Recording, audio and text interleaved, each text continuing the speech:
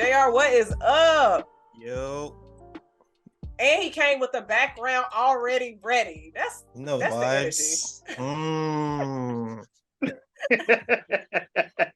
Listen, I've been counting down, okay? Like I was looking at my watch, I was like, ooh, I get my laptop sorted out, I get a background downloaded, check this mic's working properly, so I don't want any hiccups or anything, you know what I'm saying? Like first international guest, I gotta set the bar high, Hey man, we doing an international movie. Had to get an international guest. Even though I'm not Spanish. Let's go.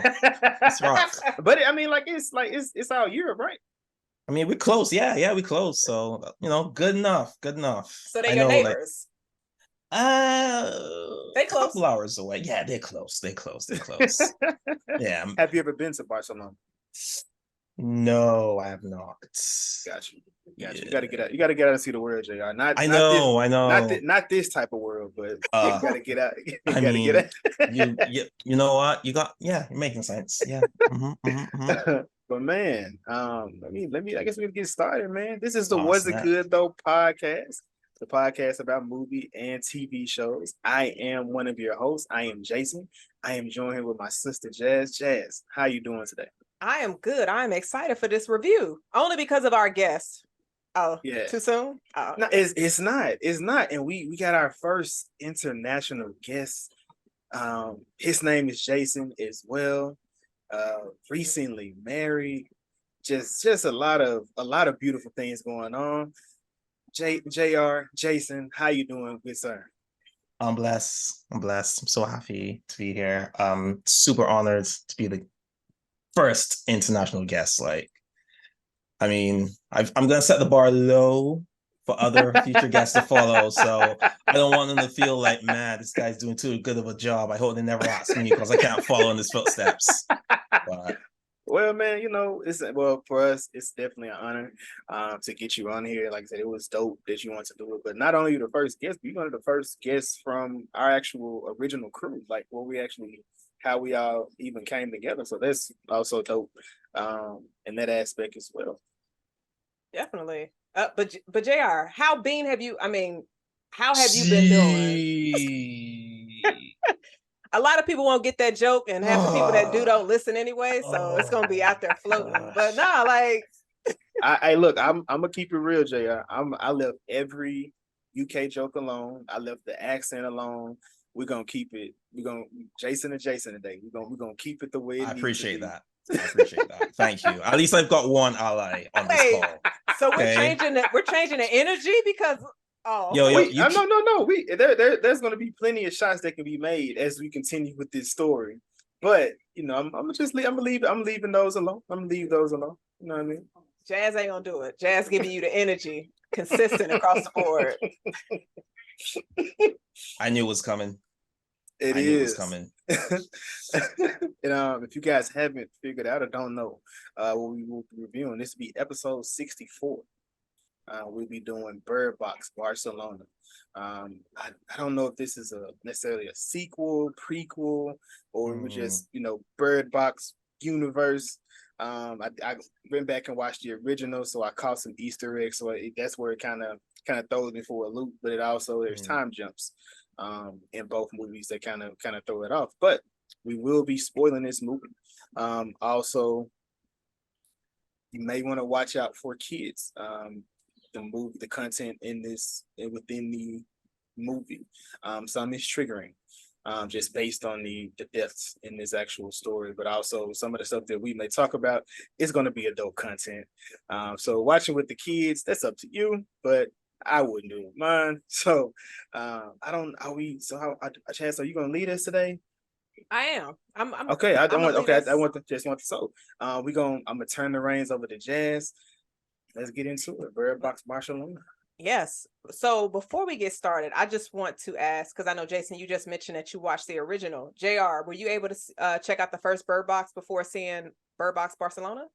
Oh, yeah. I saw the first Bird Box probably the day it dropped, or a day or two after it dropped. Okay. That and Tiger King was the talk amongst my friends during that period of lockdown. I don't know how Tiger King and Bird Box had like a chokehold on my socials, but yeah, those two series and movie, that was like the two things people were talking about. So, have you seen new episode of Tiger King, or have you seen like the Sandra Bullock movie? It's like, well, come on, guys, don't call this Sandra Bullock movie, even though she is the star, but I still, mean, it It's was her amazing. movie. it She was her was. movie. Oh yeah, Yeah. she was. Stop. All right, Jason. All right, all My right, all bad, right. my Whoa, bad. But Too much. yeah, Too much. whoa. Okay, so what I was going to say though is, as Crystal like to say, people love a white mess. So that's probably why the internet was going crazy during those times. and that explains it. Even though Bay was in this movie, Hey, Jay, I was Ah, like, I'm yeah, not gonna even ask Jazz which one was her ah, favorite because it's gonna ah. be some bias. It's gonna be a bit of a bias, but I wish I was Trevante in that movie. I know Jazz wish, she was Sandra in that movie. nah, she was pregnant the whole time. No, she That's wasn't. Not the 5 years she wasn't. I. We For didn't see that. 5 years, we didn't, but for 5 years, that's what they was doing. What you think they was doing? All right, I don't want to think about it because that's Bay. Let's get back on track. But no, like JR, to piggyback off of that, because on my socials, the first Bird Box was going crazy as well. Everybody was Yeah, talking about it. yeah, Were you guys shocked the fact that this new one did not get that type of same energy? And I feel like it's because it was dubbed. yeah. Of course, it wasn't recorded in English, so that might have Mm. been one of the reasons. But also maybe the marketing wasn't there because JR, when I brought it to you, I was like, when did it drop? So I didn't even know, and it was like maybe 3 weeks. I asked you that before it dropped. So were y'all shocked at how this movie really didn't get as much attention as the first? Yeah, I was definitely surprised considering how popular and widely discussed the first one was. And this film didn't seem to get even a fraction of that reaction online. And it might have something to do with what you said, it being dubbed. People don't like subtitles Right. usually, so it's like, oh, another language, give it a miss. And it's a totally unknown cast, so maybe that as well has something to do with it. Maybe if there was like a familiar face or two, people might be like, okay, oh, they're going to be in the next Bird Box, okay, let me check it out. But yeah, relatively unknown outside of Spain or Europe in general, so it's probably why. I can see that. I can definitely see that. It's funny. I'm definitely one of the people that don't do dubs and subs, but as of late, that's all I've been pretty much watching. For whatever reason, I've been just like I've been into it. I even watched this the way it was supposed to be, or the intended way. It was supposed to watch, and I enjoyed that. It's a different experience because like you're dealing with, it's a language barrier when it comes to it, but then you see the different languages that they throw or that they blend into the movie. So I think that they did that they did a pretty good job as they did that. So Okay. And I definitely want to get y'all opinion on that before we got started in this film. But we opened up to a young girl, and she's with her father, Sebastian and Anna. We're gonna go ahead and say their names. Go ahead and get introduced to those two. And they out there skating in an arena, father, daughter having a good time as if there's nothing crazy going on outside of that arena. And so they're having a good time, and then they hear a noise. And it's just like, okay, let's see how early they're gonna start getting to the shits in this movie. And Sebastian is beaten up by, I believe it was about 3 blind individuals. Yeah, 3 blind people. And when I first watched this, I was just like, are they gonna try to do something to Anna? But I was like, okay, Anna in the corner. Okay, so they don't fuck with kids. All right, that's what's up. They got respect for kids. And it seems like Sebastian was gonna try to retaliate, but Anna was like, nah, don't do that. Like, what did you guys think about this opening scene? And did you think Anna would survive this film at this point of the movie? I like how this film the opening scene was a complete contrast from the third Bird Box movie, because in the opening minutes of the first one, Sandra Bullock spent the first couple of minutes putting the fear of God in those 2 kids. It's like, yo, you stepping outside. If I catch you with your blindfolds off, I'm going to have your ass, okay? Don't play with me. And in this one, you've got the father and the daughter having a nice, quiet, wholesome moment. Of course, we know things are going to go sideways really fast. I was very impressed by the young lady that played Anna. I don't know if it was her or a stunt double, but the fact that she was able to like twirl around on the spot and then drop to a knee in like a second, I'm like, man, if I tried to do that, that's both my ACLs gone. So credit to her. Like that is very impressive. Um, and yeah, I thought, okay, those blind people, they're not gonna want to mess with the kids, you know, like they've got what they wanted from Sebastian, the supplies, cool, they don't have to get violent. So at that point, I thought, okay, she's gonna be all right. I think she's gonna be okay. I mean, it was so it was a nice way to throw you off the trail of Anna, like when you see it, because them being blind, I was like, well, shit, they can't see over there, like they catching whatever is in front of them. So I love the way that they subverted our thoughts or our feelings as far as what was going on, because that's the first thing I'm thinking. I'm a father, so that's the first thing I'm thinking of. Like, man, where did she go? Like, where did she go? And you see in the corner, just like, nah, Dad, chill out, don't do nothing. And one thing I like to call out here is, once he gets back up, he thanks her for not allowing him to do that. He puts his goggles on and then he goes out into the world. So in this movie, we kind of see it through his eyes, his lenses, through those goggles. In the previous movie, we saw it through Sandra Bullock's her scarf every time, so you can see kind of see how it is, just the vision of that. So I appreciated him going into that as well. Yeah, I thought that was definitely a cool detail, and also Anna had her goggles on as well. So I'm glad that they both were being safe. And so as he's out and they're walking, you get some audio from news reports of things that happen. And so now we start to realize, okay, even though we are in Barcelona, we don't know if it started here or if it started in the States. I don't think we even got clear onto where it started first, but now it's just like, okay, maybe it was happening parallel. He's like, did they drop it?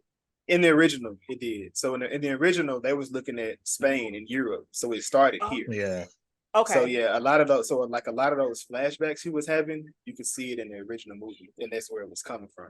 Okay, so I definitely should have rewatched the first one. Actually, I did, but my focus was not on connecting. It was that chocolate walking around. But so we have the news reports going, and it's just like, okay, and we see like it's not that many people out, and so Sebastian comes across, I think it was about 3 other individuals walking. Everybody got their blindfolds on, and the way that they're getting around, and they're attached to one another. So they're obviously just picking up product that they can take back to their home. And then you got Sebastian is just like trying to make noise, and he tells them that he knows where a generator is. He wants to come with them. And so I'm not gonna lie, during these kind of movies, I'm just like, don't trust nobody. Zombie apocalypse, I ain't trusting you. An outbreak, I ain't trusting you. Like, no, I'm not trusting nobody, especially being that you can't see this person. But I also don't think that they were aware of the group of folks that walk around. Nope. Never mind. They were aware of them because they found out from the blind man later on. But basically they were hesitant to let him join them. So the generator was his way in. Not gonna lie, that's pretty smart, but fuck Sebastian. Yeah, easily. It's fucking. Yeah. Which I have trusted somebody out in that type of that type of. I ain't trusted nobody. Nah, only if I know you. Like if you're a family member or a friend, if I know you on a first name basis, yeah, probably I might, let my guard down a little bit. But if you're a total stranger, definitely not. And this is when I began to question Anna's reality, because at no point, if I'm in this type of world, I'm with my kid, I'm telling them to sit back so I can go to test these people out. Because I guess because I'm still thinking about the first movie, we know who the seers are. So it's just so many different people with different mindsets. That wouldn't have been something that I would have thought about, like to just leave my kid to go look at things, and then I'm gonna go back, into the I didn't. Yeah. During that scene, I'm not gonna lie, I was just like, okay, that's smart. To where if he put his life on the line, she'll be okay. Well, she won't die from them, but she'll die while she's out where she's at, waiting for him to come back. But I didn't think she was a ghost at this point. So Jason had his father hat on during this. Yeah, I definitely didn't think that she was a ghost at this point. In fact, I was actually thinking, yo, what kind of scumbag dad? You're just gonna leave your daughter to go with these strangers. You don't know how far their base is, and then you're gonna spend the night, and your daughter's just out there to fend for herself. What? This is terrible parenting. Yeah, I was just like, damn, is he not gonna go back and get her? But then At once no, at no point, like, and he in there kicking. He in there kicking it. but I mean, he did look at the case where the keys were, so that made me think, okay, he is gonna go back and get his daughter, even though he got him a stomach full of pudding. He was gonna go back and get her. So I was like, okay, maybe he ain't a piece of shit. But it was wild how he befriended these people. And they were very welcoming. And then like looking at what happened with the folks in the first film, it's just like, y'all gotta stop trying to be so welcoming to strangers.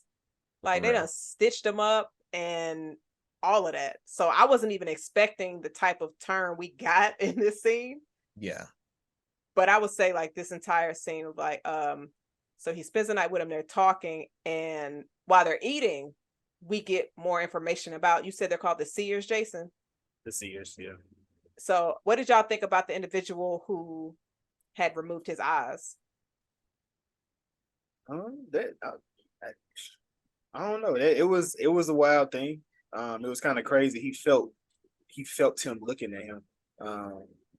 In that. But I mean, we can all feel that. Like we know when somebody, like we don't know, but we can feel like somebody's feel looking energy. at me or somebody's you can feel the actual energy in there. And this is where he kind of goes into it, because in the first Birdbox, we get introduced to it, but this is where but I guess also I looked at this before I went back and watched Birdbox, so I kind of forgot about, like, about it because you got the meme with a guy holding the lady eyes open, real crazy, like when she's looking at the window. But he said it's things far more scarier than that actual monster. You got people around here who can actually see it, and they just walking amongst the regular people, like forcing people to do that, and forcing people to see it. So yeah, I enjoyed the story. I was like, oh, I had to pay attention the second time I watched it. I was like, okay, I see what they're trying to get into. Yeah. JR, what you think? I don't know if in that situation I would have taken my own eyes out. I mean, sure, it's smart. That means you could never fall under the influence of the series, but I'm an optimistic person, so I'd be thinking, you know what, things will get better, these things will disappear, and eventually I'll be able to take my blindfold off and look at things again without the fear of, doing whatever. I don't think I can. I take my own eyes out. That's extreme. I salute him, but I couldn't do it. Wait, but what if they were just like, if you don't take your eyes out, they're gonna make you see the creatures, and the creature's gonna have you kill yourself. You out the game permanently. So you either oh man. not you decide. They're still trying to. Well, I mean, just based on this, they still haven't really explained how it works, because there has to be something within the person that changes. I mean, we can see. I mean, because I mean, truly, just looking at this, I went back and watched it. I'm like, dang, why didn't Trevante? Why did he change? Like, we didn't see anybody in that first movie not change. Everybody we seen, they actually changed when they seen it. But in this movie, we seen people actually see it and nothing happens. Like, so that was the first. Like, we got introduced to the seers, but like there was already, that's I mean, which like I said, Sebastian, he was already a seer, but I think it's just based on, it's the trauma. Yeah, I would say based on a Trump, but I mean everybody went through a trauma experience, right? I mean, it's different levels to it. Like, you look at how Sebastian, and obviously we're discussing it, so we're spoiling everything, but you look at how Sebastian became a seer. Yeah. He saw his daughter walk off that roof and she's dead. He already lost his wife. And he's up there with the men that actually did it. So he's just already feeling so much enraged, hatred, and all of the things that this creature needs a seer to have. And they're able to use that and to show him a form of something that'll have him do their bidding, his daughter that just died. So I think it's like that. That's how they're able to pick and choose. It's just with this movie, they gave us more from the seer's point of view. Like you said, we're seeing it from Sebastian's POV, basically. So it's almost like we just did Talk to Me. That's what it actually put me in the mind of. It made me think about Mia. Just somebody who has a lot of trauma built up in them, a lot of suppressed anger, upset, sadness, and then this traumatic situation happens, and they just keep feeding this monster to an extent, which kind of leads to us finding out who Sebastian truly is, which was y'all ready for that twist? No. Saying Sebastian stealing the bus, but for the reason he stole the bus. I thought he was stealing it to go get his daughter. Same. I was like, all right, he's not a shitty dad, and then there's stuff in there, but I was just like, are you gonna kick them people off the bus though? Because are you just gonna take them to your daughter? I was like, how is that gonna work? But when we see what happened, I was like, oh shit. I was like, oh shit, during this entire scene. Yeah, the way he looked at that, the way he was looking at the box of keys, because they just had it open, not even like locked or anything. They just had it open. I saw him looking at it. I was thinking, oh, is he gonna use one of the buses to go and get his daughter? And then when he was there trying in all the keys, I'm thinking, wait, why not just take a bus that's got no one in it? Why take all of them? But then the plot twist came, and I was like, okay, wow, did not see that coming. It kind of lets you know why the guy in the original, the bald head guy, was like super cautious about anybody that let in, and he was just like, nah, we're not doing that. And he to an extent was going to keep them alive, but one of the people in the house went against it. So unfortunately that cost them their lives as well as his. But yeah, man, it's in these times, man, it kind of make you think of like The Walking Dead. Like you never know what another person's intentions are, but it also lets you know that at the end of the day, people, we talk about community a few podcasts, just people at the end of the day, when life's on the line, people are going to be there for each other. So they're going to try to a certain extent. Not everybody. We're not gonna say everybody. It's never 100. Nothing is never 100%, but in most cases, because that's just like Claire. In this movie, that's who she was, and the crew didn't. Although the crew was still stupid, but Claire was, I mean, but you have to have a bunch of stupid people so the smart people can survive. True. Meat shield. But man, but this bus scene I thought was it was crazy, because even the nurse that helped him, she kept his secrets, and he just watched her die. He opened up her eyes, and I'm just sitting here like, you little shit. But it's like, Jason, you've always wanted a movie that showed us from the villain's point of view. Were you excited about that? I was that changed the game for me. I was like, oh hell yes, we get to follow the killer this time. Oh yes. He's been talking about getting this. And I'm not gonna lie, when I first watched it and I saw, okay, Sebastian is the villain, I was like, Jason's somewhere having a bomb ass time. Like, it's as if he met Bruce down the street, was like, he's here. He was excited. JR, I texted him and I was like, you got what you wanted. You got what you wanted. And I was like, okay, we rarely get these kind of movies. And I was like, let's see how it pans out. We kind of see they're going, they had a villain, they turn anti-villain, I guess. Typically, I wanted to be a full villain. I wanted to be a full villain moment, but it was hell, he damn near to the bitter end. He was still that. Like he still tried to switch it up. Like he tried to stick to the cause, to a certain extent, man. But yeah, there's like I said, the bus scene when everybody was taking themselves out of the game. Yeah, they went kind of crazy with it. They went. How did y'all think about the deaths in this one, or compared to even the first one? How did y'all feel about the deaths here? They definitely felt a bit more gruesome in this one, especially with the Was it the nurse that just stuck her head next to the wheel that was still spinning for some reason? I mean, the bus was overturned for like a minute or two, and the wheel is still going at full speed. And the bus wasn't going that fast. So I was like, okay, you know what? I'm just gonna suspend my belief for this and believe that that wheel still's got enough momentum to the creature said the creatures were moving it. It was that's just moving along. Since we can't see them anyway, we only can see the leaves. And that was one of the biggest things from the first one. Everybody was just like, what the creatures look like. Like, what do they look like? Yeah. Still don't know. But did you guys realize that the guy that didn't have any eyes, he was just left walking around? Yeah, just out in the world. Around. That's the second time we got that. Because in the first movie, MGK, he linked up with the cop in the house. Yeah. They left.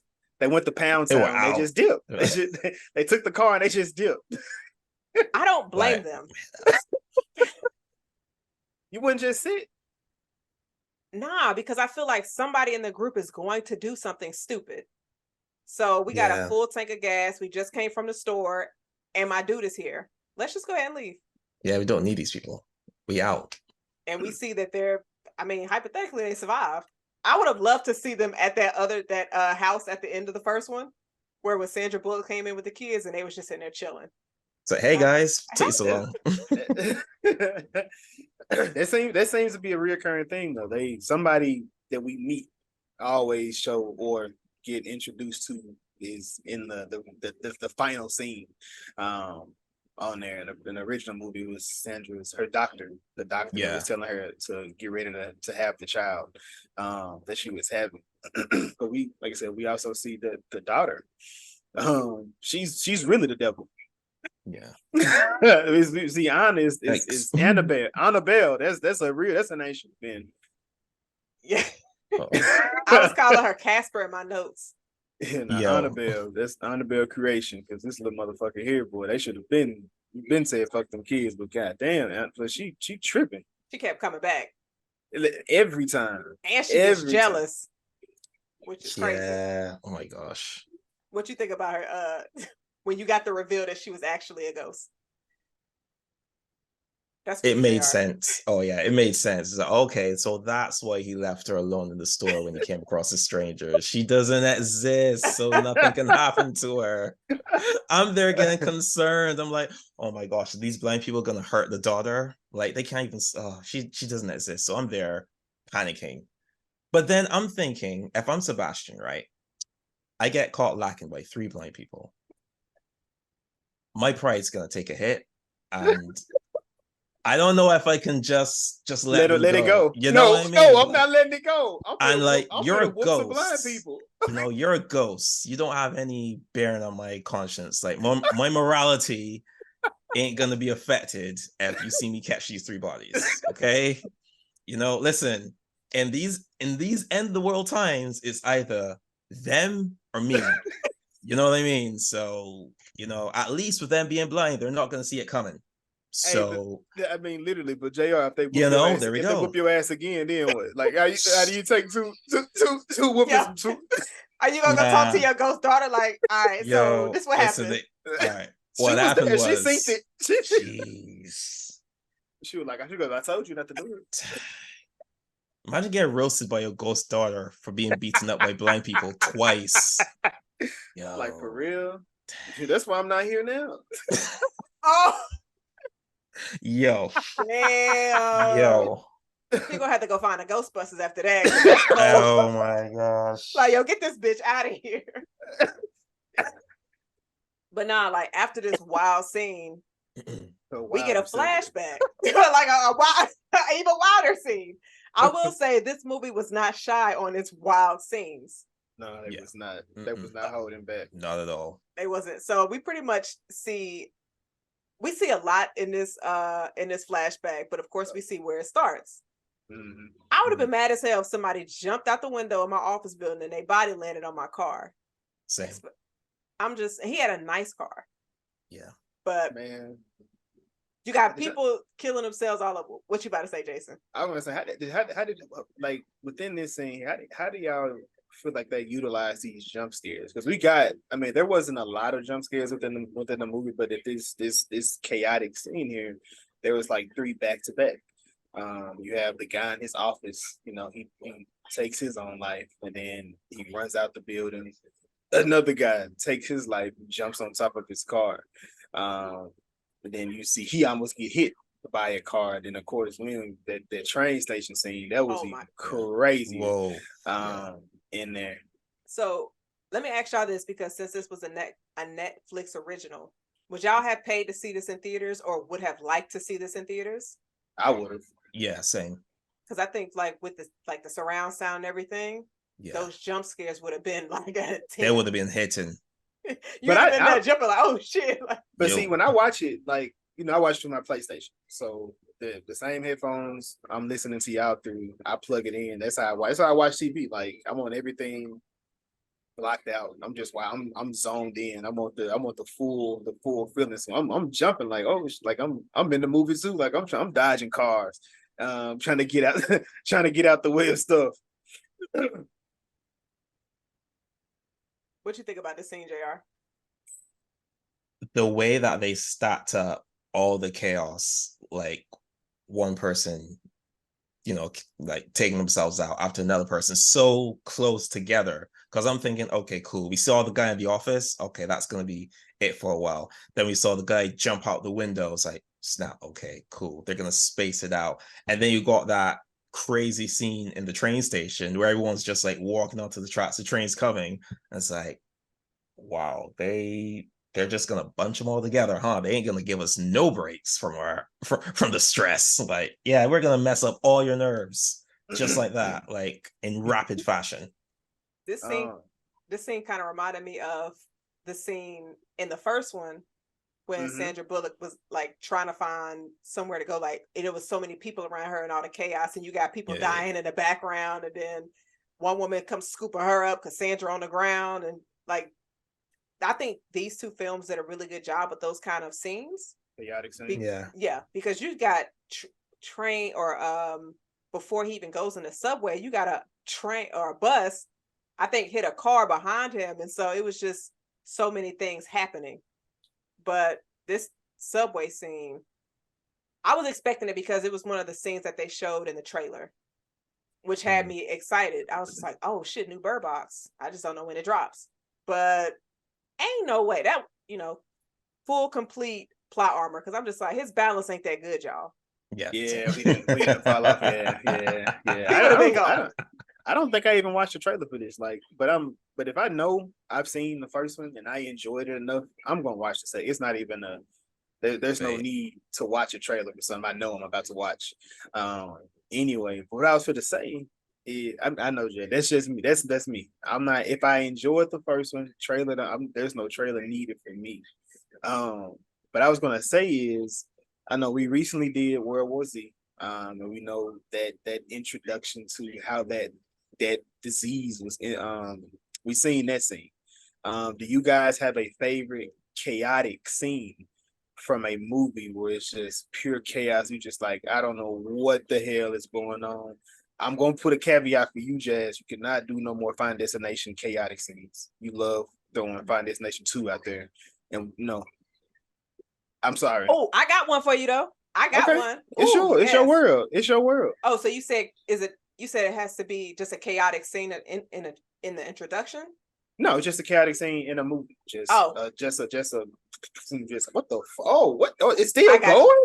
I got you. I'm gonna say, and I recently saw this on the timeline. I remembered, I was like, oh yeah, that's one of a solid intro to a horror movie. I'm gonna say Ghost Ship. The introduction to that. Right. A lot of people haven't seen it. Ghost Ship. I've seen the introduction. Everybody has. Right. JR, have you seen the intro to Ghost Ship? I saw the intro, yeah. Okay. So that was crazy. That was like, fuck them kids out to sea. Yeah, that was a rough one. That was definitely a rough one. From what I've seen. Chaotic scene for me would be from the movie The Raid that dropped a couple of years ago. Don't know if either you're familiar. The Raid? Yeah. I just watched 1 and 2 within the last week. I watched 1 and 2. You stealing my shit, but you got it. That's crazy. That's wild. But there's that scene when what's the main character's guy? What's the main character's name? Rama. Yeah, Rama. Him and the other cops, they're getting rushed by all these guys with machetes, and I think someone drops through the floor. They get caught by a whole bunch of guys. Then Rama drops down as well, starts beating them up, and then a whole bunch of other guys start like trying to like rush the room through the open hole in the wall. And it's like, yo, these guys aren't catching a break. It's crazy. Yeah, that was just like, yo, if I'm a cop in that instance, like, I don't know what I would do. You feel real claustrophobic. That's when he blows it up with the refrigerator, right? He blows yeah. But I think the Raid 2, since you going, I'm sticking with the where he at, Raid 2. Man, there's so many different scenes. I love the one when he's in the bathroom, he has to introduce himself. Yeah. That was chaotic. Or when he finally saved the guy's son. In the yard when the police come out and they have to fight. That was wild. Yeah. Them, you talking about some great, if you like John Wick, put that on. Yep. It is dub. But again, I've been watching dub movies here lately, but yeah, that was hard. Okay. I'll have to add that to the watch list. But after this crazy subway scene. Craziest scene. We got Sebastian. He goes to pick up his daughter. Did anybody else think, damn, he left all them kids upstairs? Did anybody else to do? So I get it. I get not taking all of them. But did you ask that question? I got one for you. Jazz. You Sandra Bullock. You're pregnant. A lady in the house is also pregnant. And she just had a baby too. Are you taking her kid? Yeah. You lying. Yeah. You want to let that baby see the light? Yo, you wild for not letting the baby see the light. Yo, that's crazy. You let the baby see the light is what? Oh shit. Oh no, I don't mean like letting them see the light to die. No, not that. Like I'm not leaving them in the house. Not like I'm gonna open their eyes. That's crazy. No, I'm not doing. Yo, I'm not doing. Jason, I'm definitely not picking up a classroom full of kids. I just seen a classroom full of people jump on the train track, Jazz. Why am I taking any more than I need to? Listen, I'm just saying, like, you don't have to, but did you ask yourself that question? Like, damn, he left all them. JR, no. did you ask? I was wondering, like, yo, like, surely there's like a classmate of Anna's he can grab, you know? Don't know what's going on with their parents. You just gonna take one. I mean, you can't take how many can you take? Like, his car can only fit so many, you know. One. He didn't have a car. He was walking. So okay. Damn. Because I'm thinking, like, you just left. It was like 12 little girls in there, and their teacher was dead at the damn desk. Bruh, that was a horrible day at school. Like, come on. So this scene, I'm not gonna lie. This reminded me of Guardians of the Galaxy 3 because I was just like thinking when Rocket took one of them, I was like, he probably gonna leave the rest of them, right? But Rocket took all them animals with him. It's a little different. They ain't have to worry about seeing. They ain't have to worry about opening their eyes. You trying to one man? The ship was about to blow up. Like they were.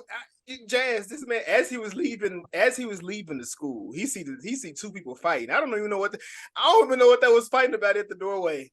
And then the car blows up. No, I'm not taking nobody else with me. At least bring them downstairs where other adults see them. Where the light is, Jazz? Downstairs, not outside. Look at Jazz. You want they did the best thing. Sleep on this floor and never leave school. That is a horrible way. Like, of all things, you talked about not jumping on your car, Jazz. Like, I don't want to die at school. Like, that's not. Like, I don't want to be at school when any catastrophe or anything goes on. And while I'm saying it, like, it's so much that goes on in the world, in the school. So I'd be not to make fun or light of real situations, but within the context of this movie, fuck no, fuck them kids. I'm leaving them in that room.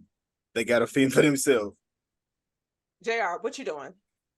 Give me some light, and not like contaminated light. That's gonna have me. Give me some positive light. Like, what you doing? I would try to save one or two. So you just gonna be like, all right, let me get my daughter, and then you look around like, you Any minute, mighty mo. right? Y'all fight it out. Pull a Joker and just be like, all right, we got tryouts. Only one person can go. Who's got the most money on them right now? You? Okay, let's go. Who you like the most? Who you like the most? Who been bothering you? We can take them. We can take care of it real quick. Yo, that's wild. All right, in that instance, then I guess I'll just have to leave them, because who are you gonna pick? You know, if I don't know any of them, it's gonna be tough to just pick one. And then it's like, oh, you pick one. Why do you pick her? Why didn't you pick me? They can't ask that question because they about to die. I'd be like, look, everybody come with me.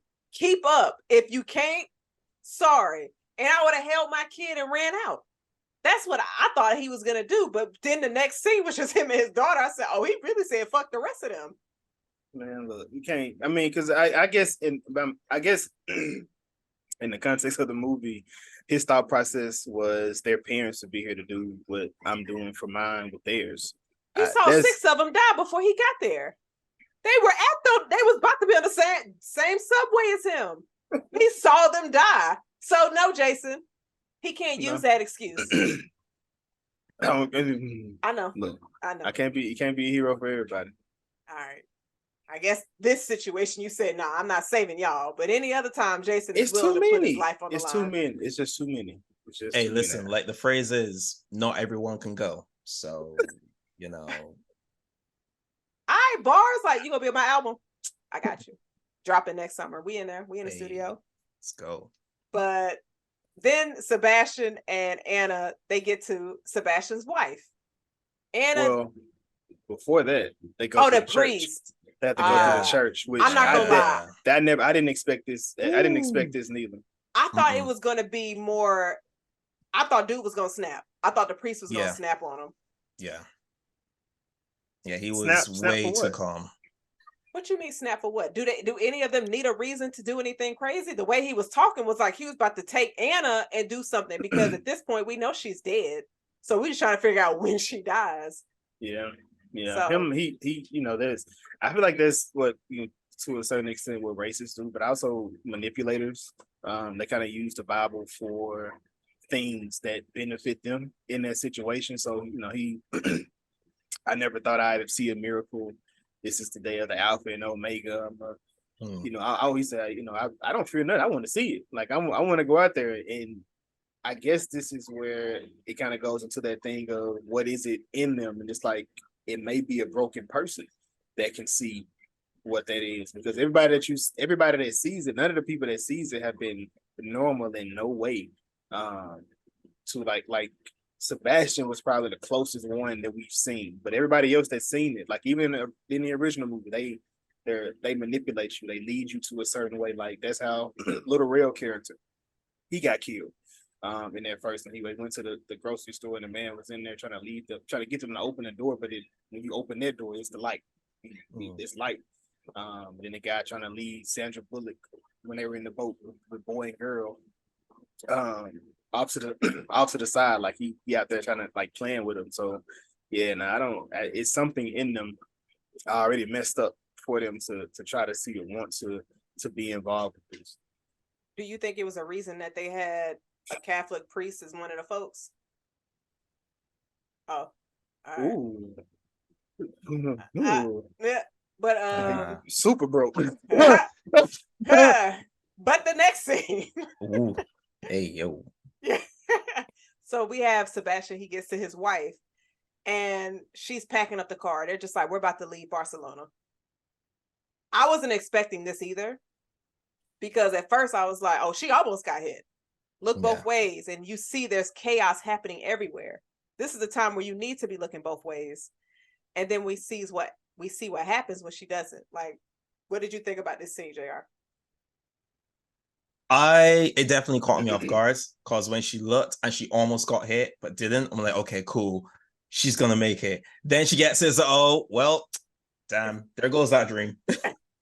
There goes that dream. Damn. She wasn't using her head at all. Like she was careful. Well, she wasn't even careful going across the street. Hell, I knew something. I knew it was gonna happen. Like it was inevitable just based on her first trying to get across the road. I don't understand why she felt the need to cross the street when they needed to cross the street anyway to get to her because that's where the car was. But I mean, just based on the commotion, it's there go my family. Let me touch them. I need to feel them, and the car felt her right after that. Right. So if she wasn't being so fucking greedy and let them just cross the street safely, they would have been in the car. They could have hugged. She would have been alive.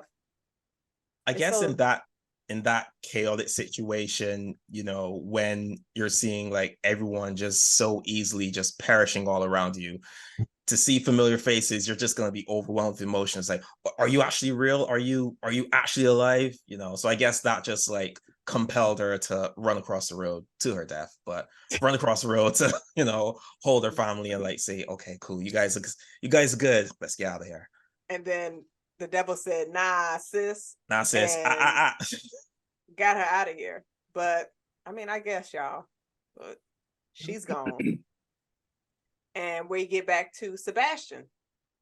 He walking down the block. He sees a fellow brother. So another seer.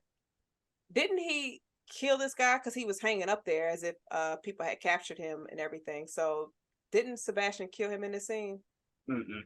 He didn't kill him. He just told him it's the angels that you. The guy told him what he's seen. He's like, nah, that's not it. It's the angels. That's what it is. And then the guy kept beating his head up against the wall, like Riley, and took himself on up out of here. And then he seen the light go up. Mm-hmm. How did y'all feel about that? Because that was obviously an element we didn't see in the last film. And since we're seeing it from a seer's point of view, like how did y'all think about this light element? I'll let you take it, JR.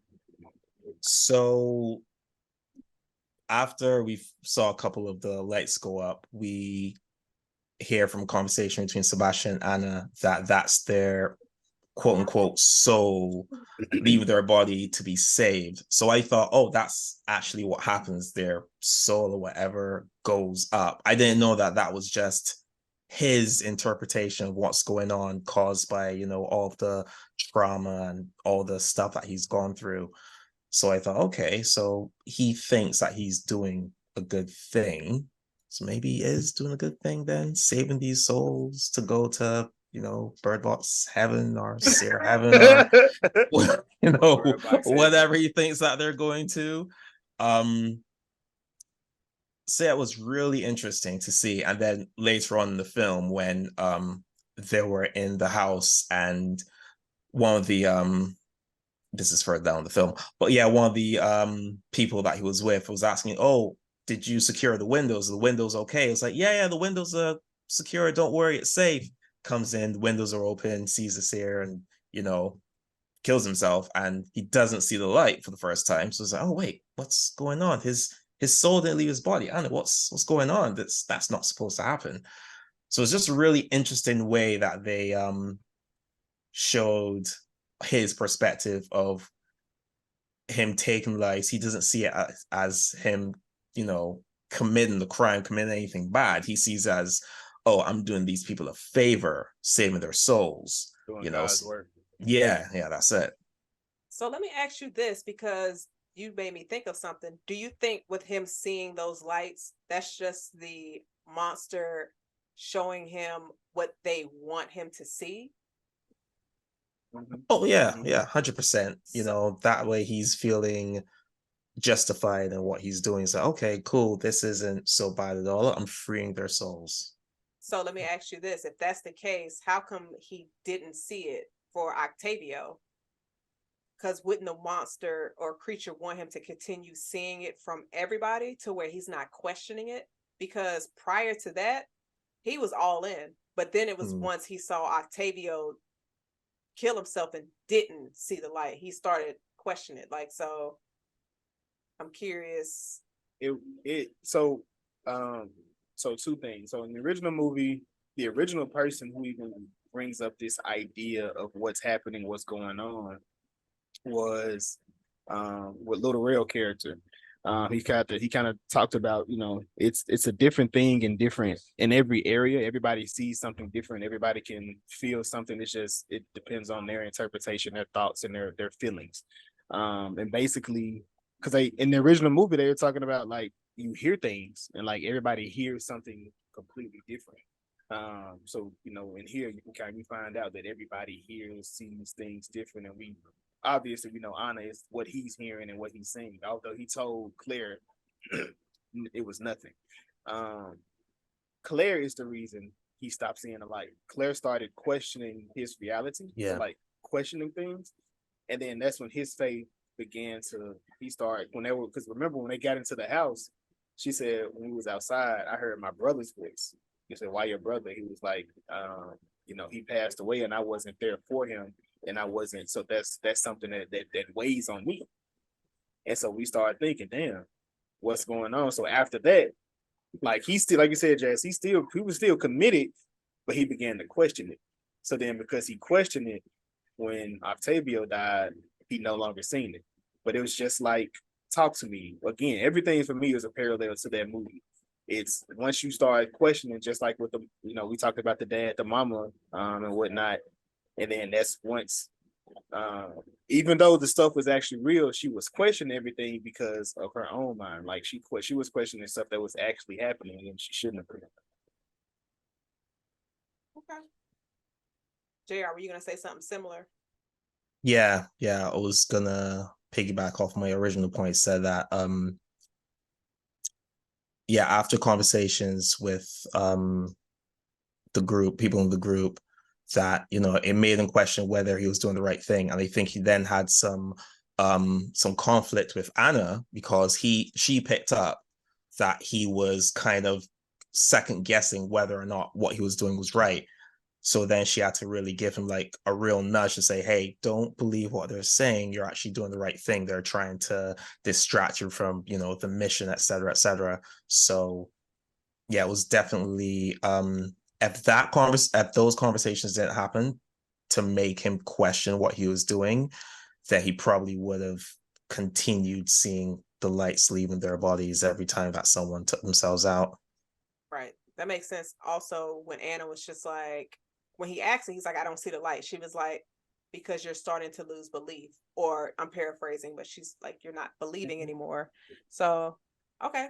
Thank you for that, gentlemen. That was a very good explanation. Should give yourselves a pat on the back.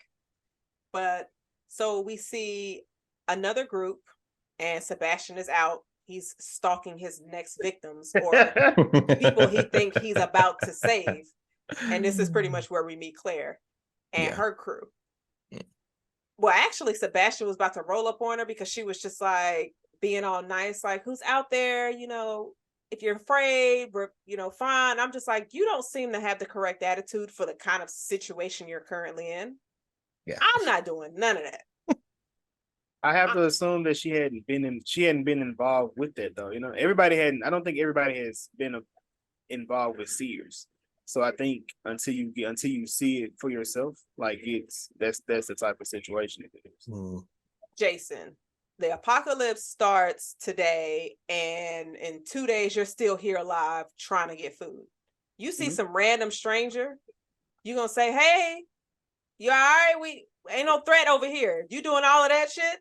And I can't see. So that's me. I wouldn't go about that. Like, I want them to, but I'm saying if we both blind, we really can't, there's nothing that we can really do with each other.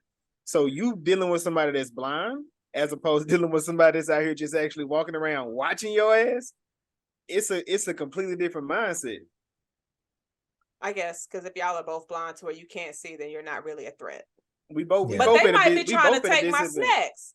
Oh, hell, she was guiding him to her.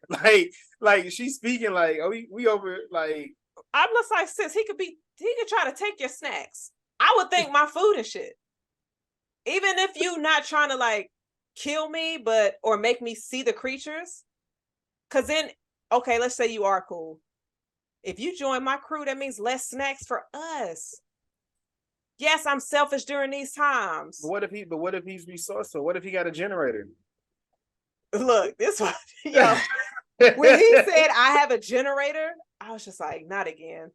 Damn, But- that's like let me put the tip in. Like this is like he Yo. gonna how many times he run that story? Like after for somebody Hey, be like some folks years. It's crazy. it works. It I'm still cracking up at Jazz being more concerned about her snacks being taken than her life. He was like, "Oh, yo, he's gonna take my snacks." He don't like she don't know where Forget he might come. safety. It's he like might my just come- snacks. He might just come in there and just shank her. She's like, but my popcorn though. Don't let me have popped a fresh bowl either, and it's hot. But nah, I love the fact that he was trying to walk up on Claire, and we're introduced. We get dogs. Yes. I like how this movie used the dogs. I want them dogs to tear Sebastian ass up. Same. I ain't gonna lie. Every time we was like, get Sebastian there, because he was a true scumbag. I can't lie to you. That man killed the whole pack of people. Then nobody fight back. Like, bruh, nah. It was unfortunate. And I'm not gonna lie, the feeling that I had in this movie was a lot of frustration. But I think it's because we were coming from the point of view of the killer.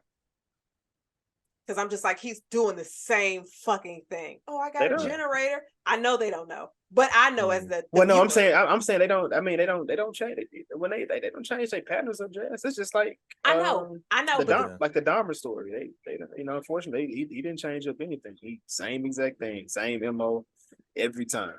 I guess it's like when you're seeing it from a viewer and you see it, you're seeing it as the person that's the threat. You're seeing how that trick is used repeatedly. Yeah. Mm-hmm. And it's just like generator. Of course, everybody's going to want a generator, so they want power for wherever they live in. Mm. And I was just like, not again. I was like, nah, he can't kill them. That'd be crazy if he can kill 2 compounds of people. But I mean, we see crazy happens all the time. That. But I wonder how many times he's done this. Like that's what my mind. And that couldn't. You think that was the first set? The first set of people he did like that? No, he does that all the time. He was just too good with it. Yeah, too smooth. Because the thing is, like, he was using facts, but shifting it to where it benefited him. Mm-hmm. You know, so yeah, fuck him. But he did a good job. So I'm not gonna ask would y'all have let him in again, because it's just like you see the kind of energy he's on. But I like how this new group had people to question him. Yeah. So they weren't just all naive. Like you had some people that was just like, nah, let me talk to you for a minute. Let me show you this map and show me where the generators are. And then when he said, he was like, when he showed him the map, he said, show you what? I said, see, right then and there is when I would have had him kicked out. Oh yeah, no. They should have been killed Sebastian. Like, hey, he would have been out the, like, whenever he said he lied. What? Oh no, we can't trust this guy. Regardless of what he thought he was gonna do to get into this huddle of people. Nah. Mm-mm.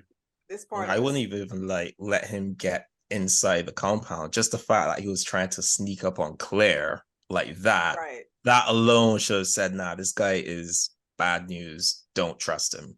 We've made it this far, this long on our own with no generator. We can go a couple more days without a generator, so we good. That's true. I was saying his little ghost that was talking to him was like smart as fuck. This bitch. She said you can't just take 2. They're gonna get suspicious, they're gonna fear you. You gotta use the little girl, like, you know, like it was crazy how I'm like, bro, is this so then that made me wonder, is it that entity that was speaking, or is this just his like him psyche talking to like with Mia? Is it just her? Is it just him speaking to himself, like within that? Because we oftentimes we speak to ourselves and we speak to ourselves through a situation. Now, I don't know how quick on my feet I would have been like him. Like he getting questioned and he talking to her at the same exact time, going back and forth. He's like, nah, you can't do it. You gotta do it this way. Nope, I lied. And then, you know, she come in, you know, he uses a callback to their flashback, because he was speaking German on the phone with the people about his job. And then, of course, the little girl, she speaks German. So then he goes into it and like, oh shit, ease some kind of assistance, even if it isn't what we thought that situation was. And she ultimately had the plan to get whatever it was that was taken care of. I would not have let him stay just because he can understand this little girl. I wouldn't have done it.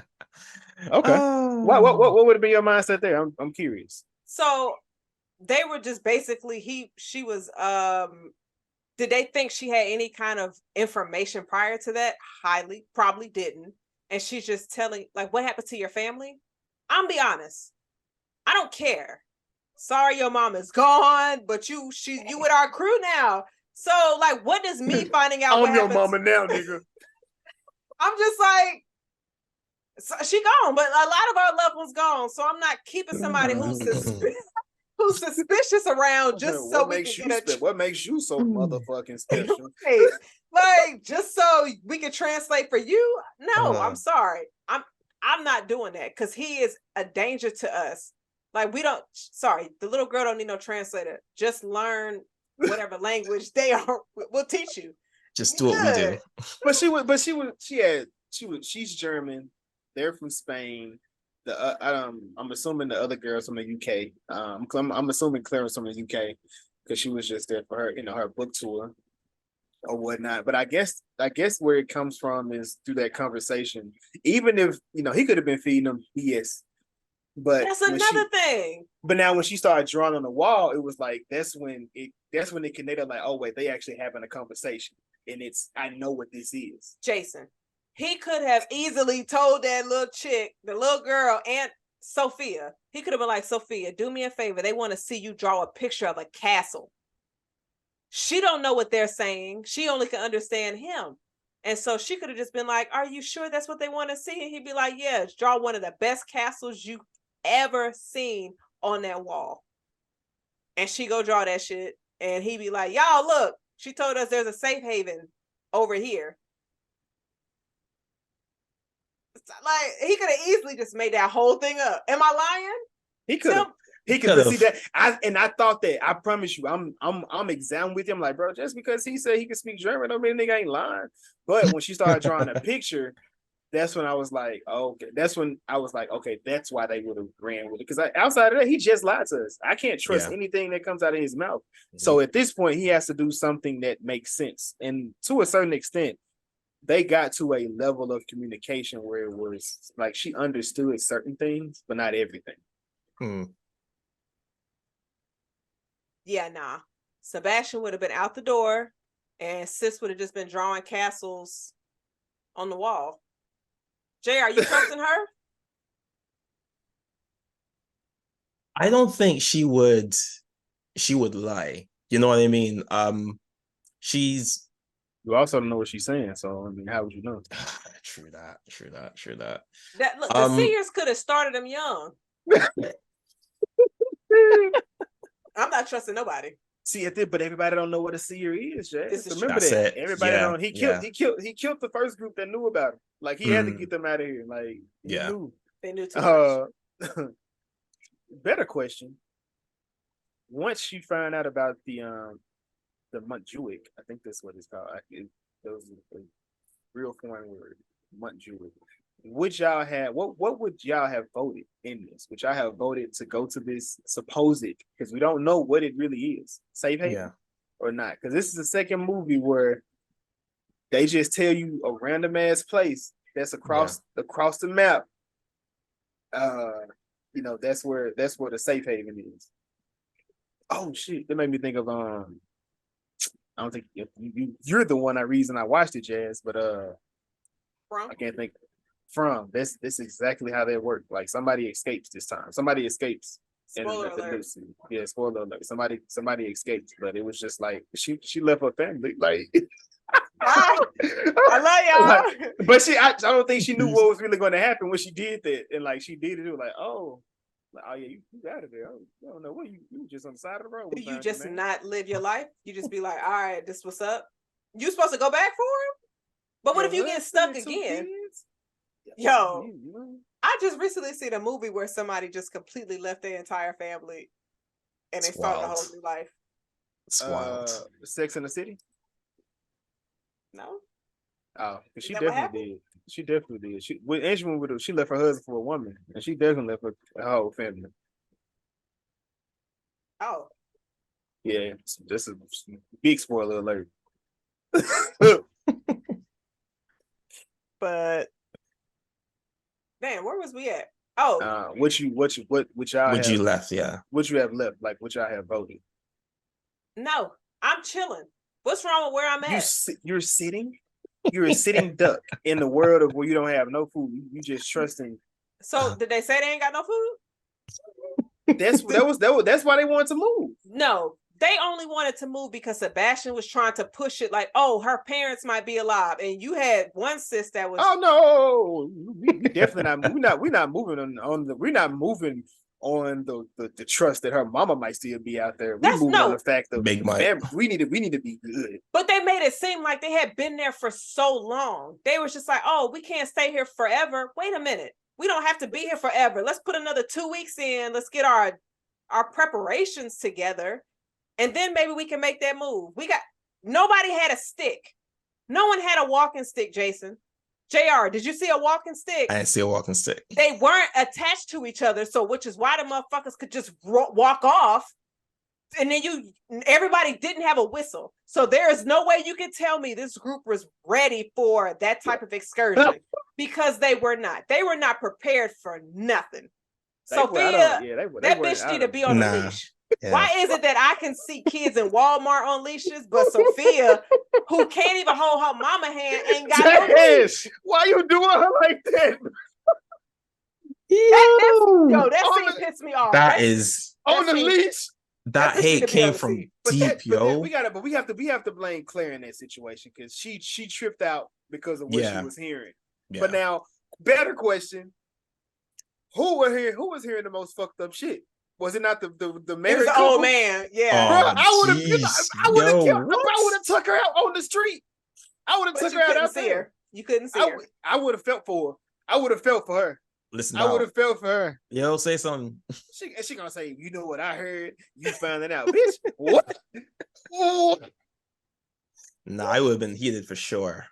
I would have been heated for sure. I don't want to hear anything about you hearing about me finding out. No. I'm over here hearing y'all in here going crazy. He wasn't supposed to be home that day. Chance, I don't care.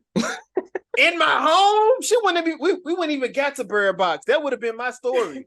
She wouldn't even been there. It might not have been in his bed though. It just might have been in the house. She wouldn't have been there. There wouldn't have been a Birdbox with Marcus and Isabella. Isabella would have been gone. I'm not gonna lie. It would have just been Marquise by himself. Their storyline was so random. Yeah. It was super random. It was, but it wasn't at the same time. Because the previous movie, we had the couple. We had the relationship, the couple there was two that was built based off of the traumatic situation. So these two, for a traumatic situation, to bring them back together, and that's how it ended for them. I feel like it was, storybook ending to a certain extent because he wanted to see her for the last time. I'm like, nah, I wouldn't have been that like that, bro. I would have. She should have shown her because she didn't show her true colors. Like he would have took the thing off, and she would have been like, "Gotcha." Psych. Don't you get for leaving me alone? She said, when she said I wasn't getting any attention, and he was like, I know. I was like, that's the accountability y'all need to have. If y'all were that open with each other before, that's what I'm saying. Life would have been easier. If you didn't push her away, you wouldn't have been hearing her getting pound town by somebody else in that house. Bruh, nah. And they, but of course the group, they decide to make this trip. Sebastian having these nightmares. What y'all think about that flashback he was having? Like this is what we actually, of everything that's been going on, plus everything that he's been doing. I thought it was smart that he was actually using his AirPods to get directions to go to pharmacies. Yeah, that was genius. It's pretty clever. I thought that was really smart. But then I thought this scene was funny because like his daughter was sick, which they allured a lot of scenes that you thought his daughter was going to die. Because of course, when they met up with the priest and then with her being sick, and he was just like, if your mother was here, she would know what to do. And I'm like, my nigga, she's kind of grown. Just ask her, like, what are your symptoms? You got a stomach ache? You need a Tylenol? Like, she can communicate with you. She's not a baby. So I'm like, all right, Sebastian, it's okay. But I mean, Sebastian ain't have it all though, because there's no way in hell I would have stayed in the building I was staying in, knowing the priest was up under there. I'm just like, why are you acting like everything is cool? Why are you acting like you just didn't hear somebody die 2 days ago? Like, the survival skills weren't present. I'll say that. I think they were on here. They were using they was breaking into buildings and stealing the mail, like looking for maps of where they were, also streets, and they can kind of see how to navigate. It was dope. We seen him use the headphones in the previous movie. They used the GPS in the car, to drive blindly through. So I like the use of the different uses to navigate. Has been pretty dope to just watch how they're doing it. Do y'all have a map in y'all house? Yeah, no, nope. I can't even read a map. I ain't gonna lie to you. Nope. Damn, I ain't got no map either. I thought you had one, Dora. Nah. I thought you was about to call me old. I was about to be like, "Fuck you." No. I know somebody got on to me because I didn't know how to read a map. I'm like, I mean, from as long as I remember, we can use MapQuest. MapQuest would always get you in the wrong. MapQuest was always wrong, man. I'm a victim of MapQuest, and I am too. I wonder how many victims are out there. JR, did they mess up for y'all overseas? Oh no! Messed up. Or a 12-hour trip to Orlando turned to a 24-hour trip for us. Damn. Ouch. MapQuest was not. They said Quest all right. They sent you on them. Into the thick of it. I want to give a shout out to everybody who is a victim of MapQuest. You are among this tribe. You should be entitled to financial compensation, but sadly you're not. So yeah, that's the best we got for you. Man, so basically the night before, Sebastian was sabotaging the group. I was curious as to what he was going to do. I figured he was maybe maybe like cutting the rope. Yeah, they would be that they would be trying to hold on to. That makes sense. But he went a different direction, Jazz. He used what you felt was a great use in this movie. He cut the dogs loose. How is it he did all of that and them dogs didn't wake up? Like, was tired too. I guess so. Like, they was like, look, we can't see either. We tired. I'm like, neither one of y'all woke up at all. But I mean, his method was smart. When Rafa was turning around, I thought, oh, he's gonna catch him. And he went back to sleep. I was like, oh damn it. They doomed now. Yeah, they was definitely removing the dogs out of the situation. But we got the next day, they are out on their journey. And then we see the leaves. It's always fall in these movies. Because I guess, what do you see when there's snow on the ground? Is it like just like a little snowstorm a little bit, and since you don't have leaves? I guess if it's summer and there's no leaves around, what happens? That's a good question. Yeah, I figure leaves will always be down though. Yeah. Summertime, they more so the foliage is alive and well, but during this time, it's definitely What if you in the city? It was rocks and debris. And litter. Lots of litter. Because remember when he was in the train station, ain't no tree. It was that's true, because the cup. Trash in there. It was clean. Got the nerve to be a smiley face on that shit. That's wild. But then we pretty much see the creatures. Everybody is listening to different things. There is no way I would have lifted my blindfold up to make sure these dogs were good. Yo. Oh yeah. And this is a military trained gentleman who but people have an affinity for their animals. Yeah, so I get but me, I would have been like, man, that's a lost car, that's a lost dog. Like, I can still hear them, so they're not lost. I'm gonna go find out what a group is. but they're not attached to each other. So everybody is just roaming around all over the I think is place. terrible. Like, yeah, so shout out. What's the guy? He was the most useful? Octavia. He was the most useful Yeah. because he wanted to make sure that the team was good. So his Mhm. whole thing, he didn't. The dog was loose, but he went to go get Sophia. baby girl. Sophia. He went to go get Sophia. Claire, she hearing her brother. The couple's hearing each other. They're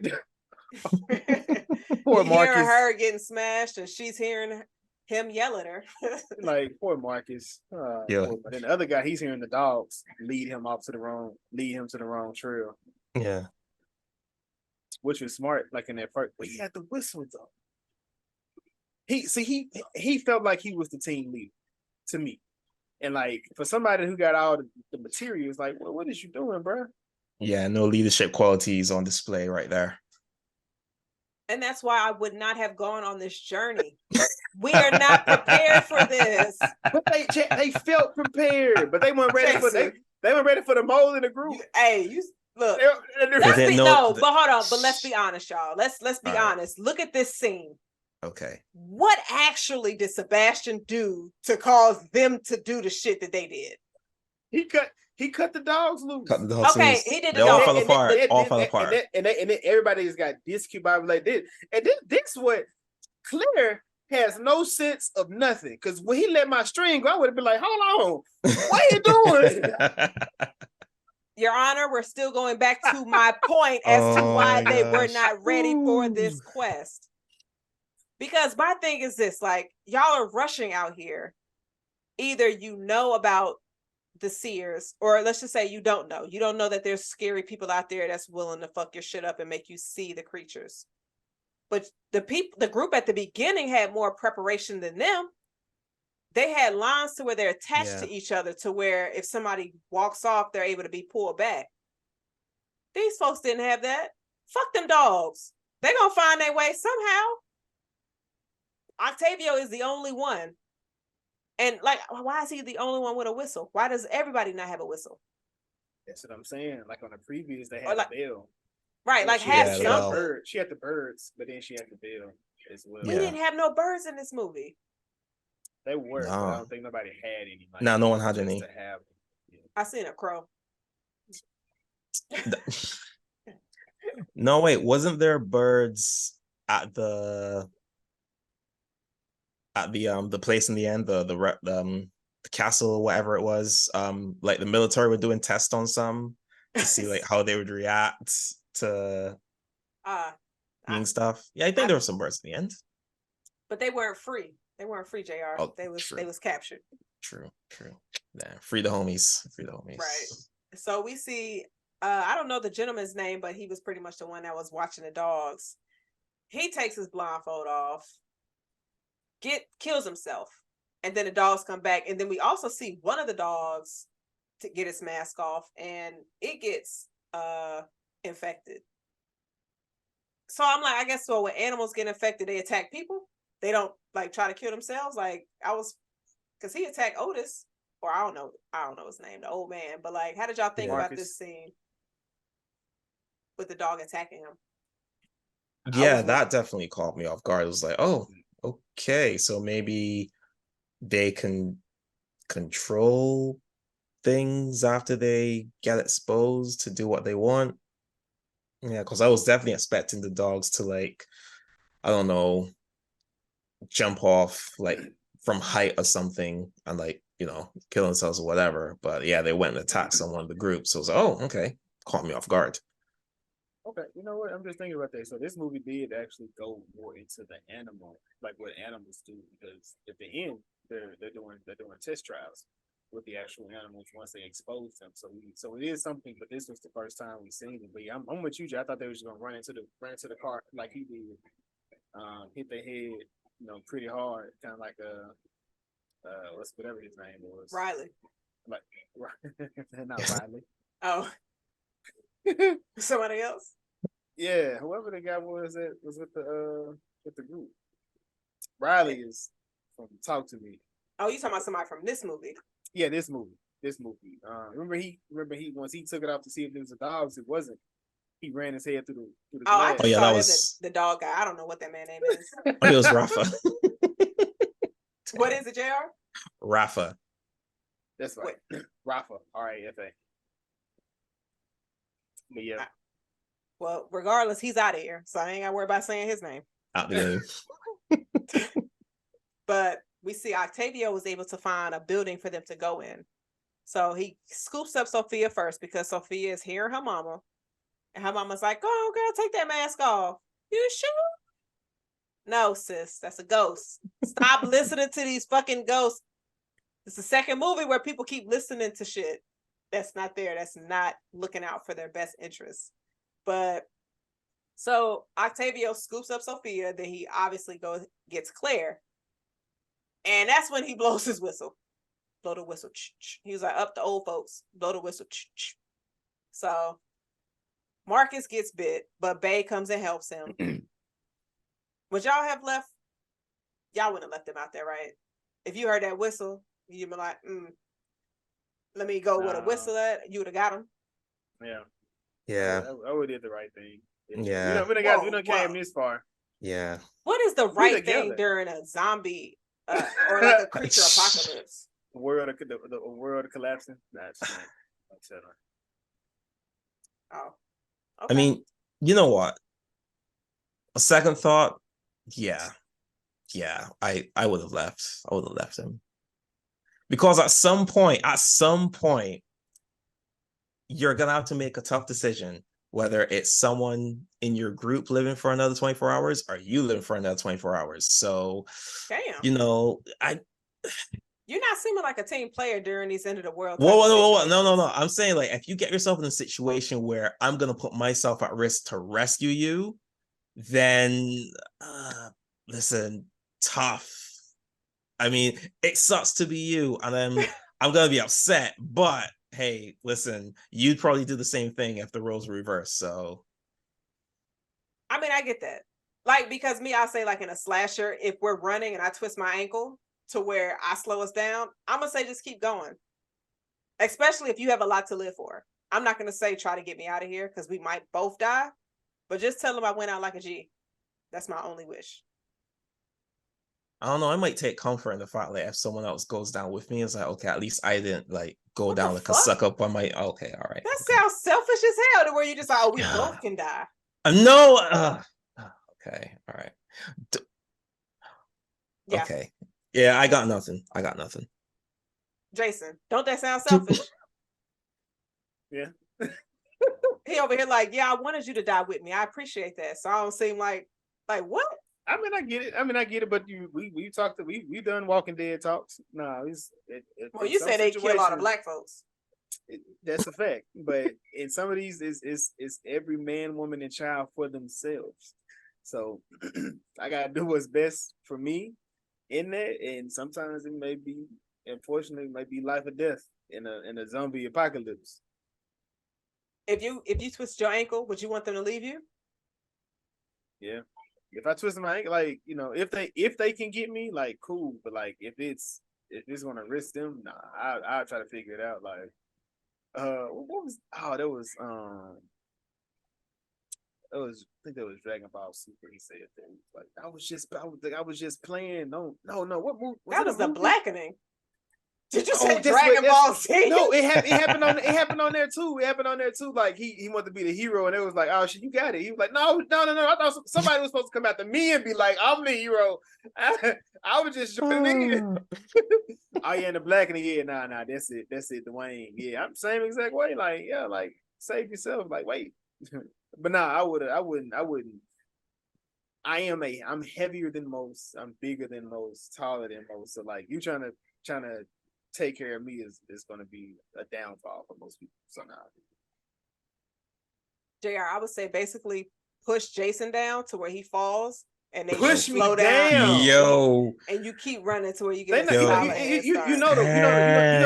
you know the world is attacking us. Like, ain't no zombies eating us. Like, I'm not saving meat for y'all. Oh no, I'm just saying, like, if it was for sure. Like, I'm not like more meat because I'm on the ground. Like, I'm just on the ground. Saving meat is hilarious.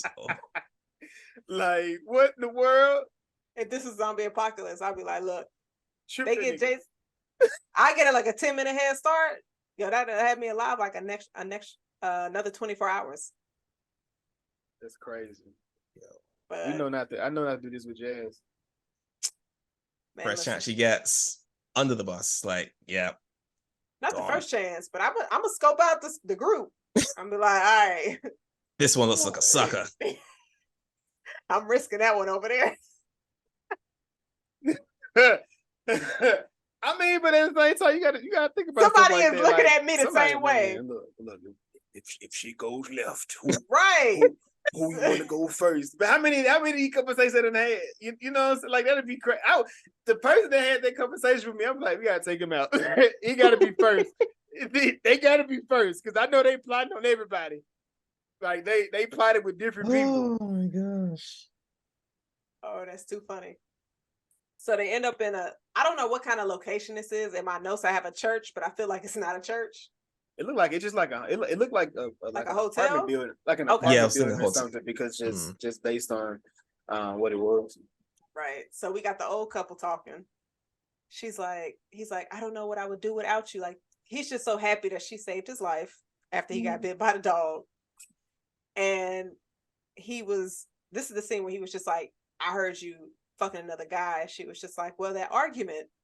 And I was like, sis, that's not how you win an argument. Saying like you cheated. Like, what is happening?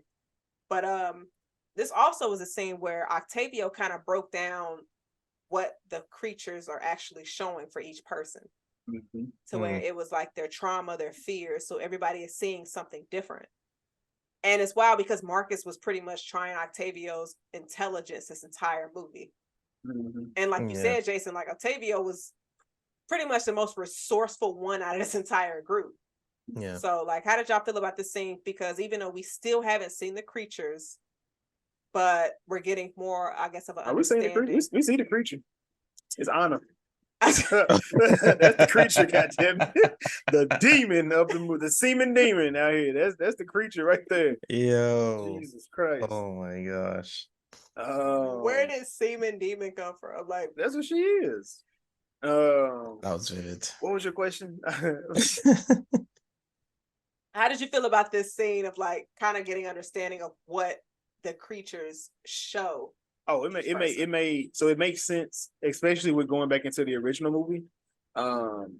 Everybody was hearing different, like I said, everybody hears a different thing, like what draws them. Because the guy, it originally started when we started hearing it was like when not Sarah Paulson, but Sarah Paulson, you know, she was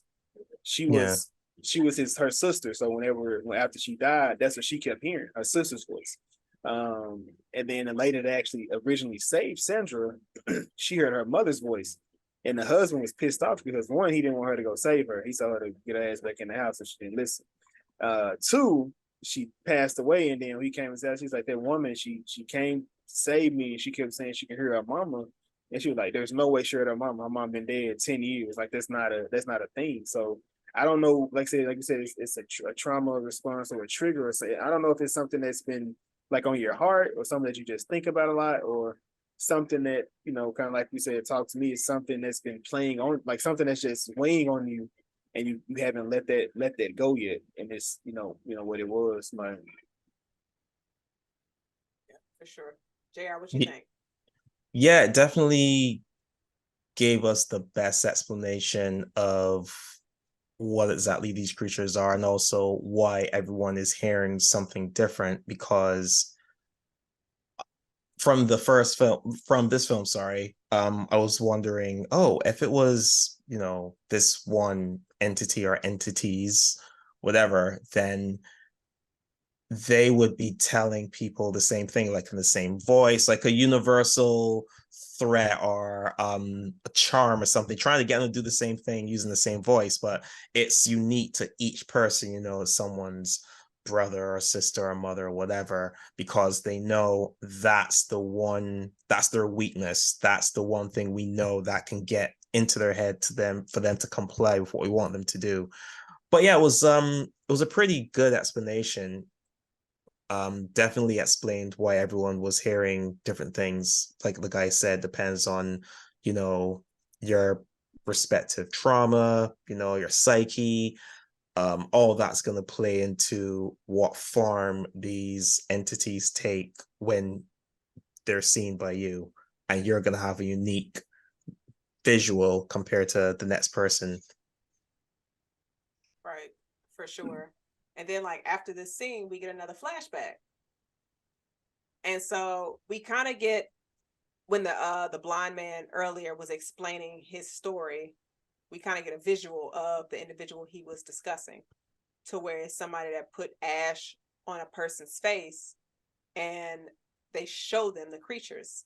And so we actually see this in this scene where you're just like, okay, you see a man, he's got two different people holding him, he's screaming top of his lungs, and then a guy is like putting ash on his forehead. It's just like, you're going to see. And then it switches back to Anna. She's listening to this. Obviously, she's better. So that Tylenol that he got her helped. And so Sebastian comes in and gives her headphones to keep her from listening to that man screaming. So if I was Sebastian in this scene, I'm thinking, okay, if I'm able to hear all of that stuff happening downstairs, it's close as hell, and I know they out here just killing folks, I'm not going to let anybody know where I'm at, because they could easily come and do the same thing to me and my child. You know what I mean? I feel like with that happening like outside of his door, he would be more cautious and careful. But I understand he was celebrating his daughter's birthday, but she ain't gonna have no more, because you felt the need to sing. What? Because they were so loud. Both of y'all put your heads down the same way at the same time. It's true. He should have just been like, babe, honey, don't sing too loud, because it's crazy folks outside the apartment building. Tell me I'm lying. That was his, but we know that was his trauma. Because she told him that, like, when it was on the top of the, we said, I'm dead because you sung too loud and you had a kid. Yeah. Like, what was he trying to prove by he can give his daughter a birthday party in an apocalyptic world where a man is below me taking people out the world? I guess he was trying to make her life as normal as possible, but you trying that hard and now she no longer has a life. All right. It's a huge contrast between, I don't want to say man versus woman, but Sandra Bullock, like, her character was complete opposite. Like, she basically like took life from them kids in order to make sure they were okay, and like he was doing his best to try to make it normal. But I also feel like she dealt with it for 5 years, as opposed to with an arm baby, as opposed to him, a child that knows better, already kind of well-rounded and whatnot. So, but I mean, I guess she still seemed more aware, even in the beginning stages before girl and boy were alive yet. You know what I mean? Mm-hmm. Like, she seemed to have better survival skills than Sebastian in his early stages. So it was just, I don't know, short bus a little bit, but maybe. So, and then we have, I believe this is when Sebastian, Octavio, and Claire, they go upstairs, right, to check out the area. Looking for antibiotics, basically, for because the wound is infected on Marcus. I like this. I like how they set this scene as well. I don't. I was upset. Octavio went out the way he did. He deserved better, and I wanted better for him. And they you want him to jump out the window? You mean better, or you want it better? Like, he should have survived more. Like, I mean, like, what do you mean when you say better? I would have enjoyed. I would have loved for him to survive, but I know the chances are now. The hero got to go in these type of stories. But he's not the hero. It's Sis. I feel like he was more of a hero to me. I mean, and she was just a survivor. But there's no way they would have let all three of them survive. Oh no. Yeah, someone had to go. Yeah, somebody. Yeah, you gotta start picking people off. But now, what I like to see is, they go into the person's house, and they go in different rooms, and in her room, like, they're supposed to clear it out. I don't know if she ever did that or whatnot, but you see the husband in the tub. Like he's on his Yeah. knees in the tub. Like you see him, like you like, whoa. Like it had to be fresh because there was no scent. Or I mean, I'm assuming there was no scent. And you go to the room where Sebastian is, where he's in the kitchen on the table, the glass is busted out. You see them at the table. They took rat poison. Like I mean, I guess they probably seen the light. I'm assuming they seen the light because there's no way I'm taking rat poison like to end it quicker. Yeah. Like, That seemed painful. And I feel like that's what they had in Ghost Ship. And they was throwing all the way up. Yeah. I don't know. But I felt bad for Octavio. He deserved better. He had so much trust in Sebastian. Yeah.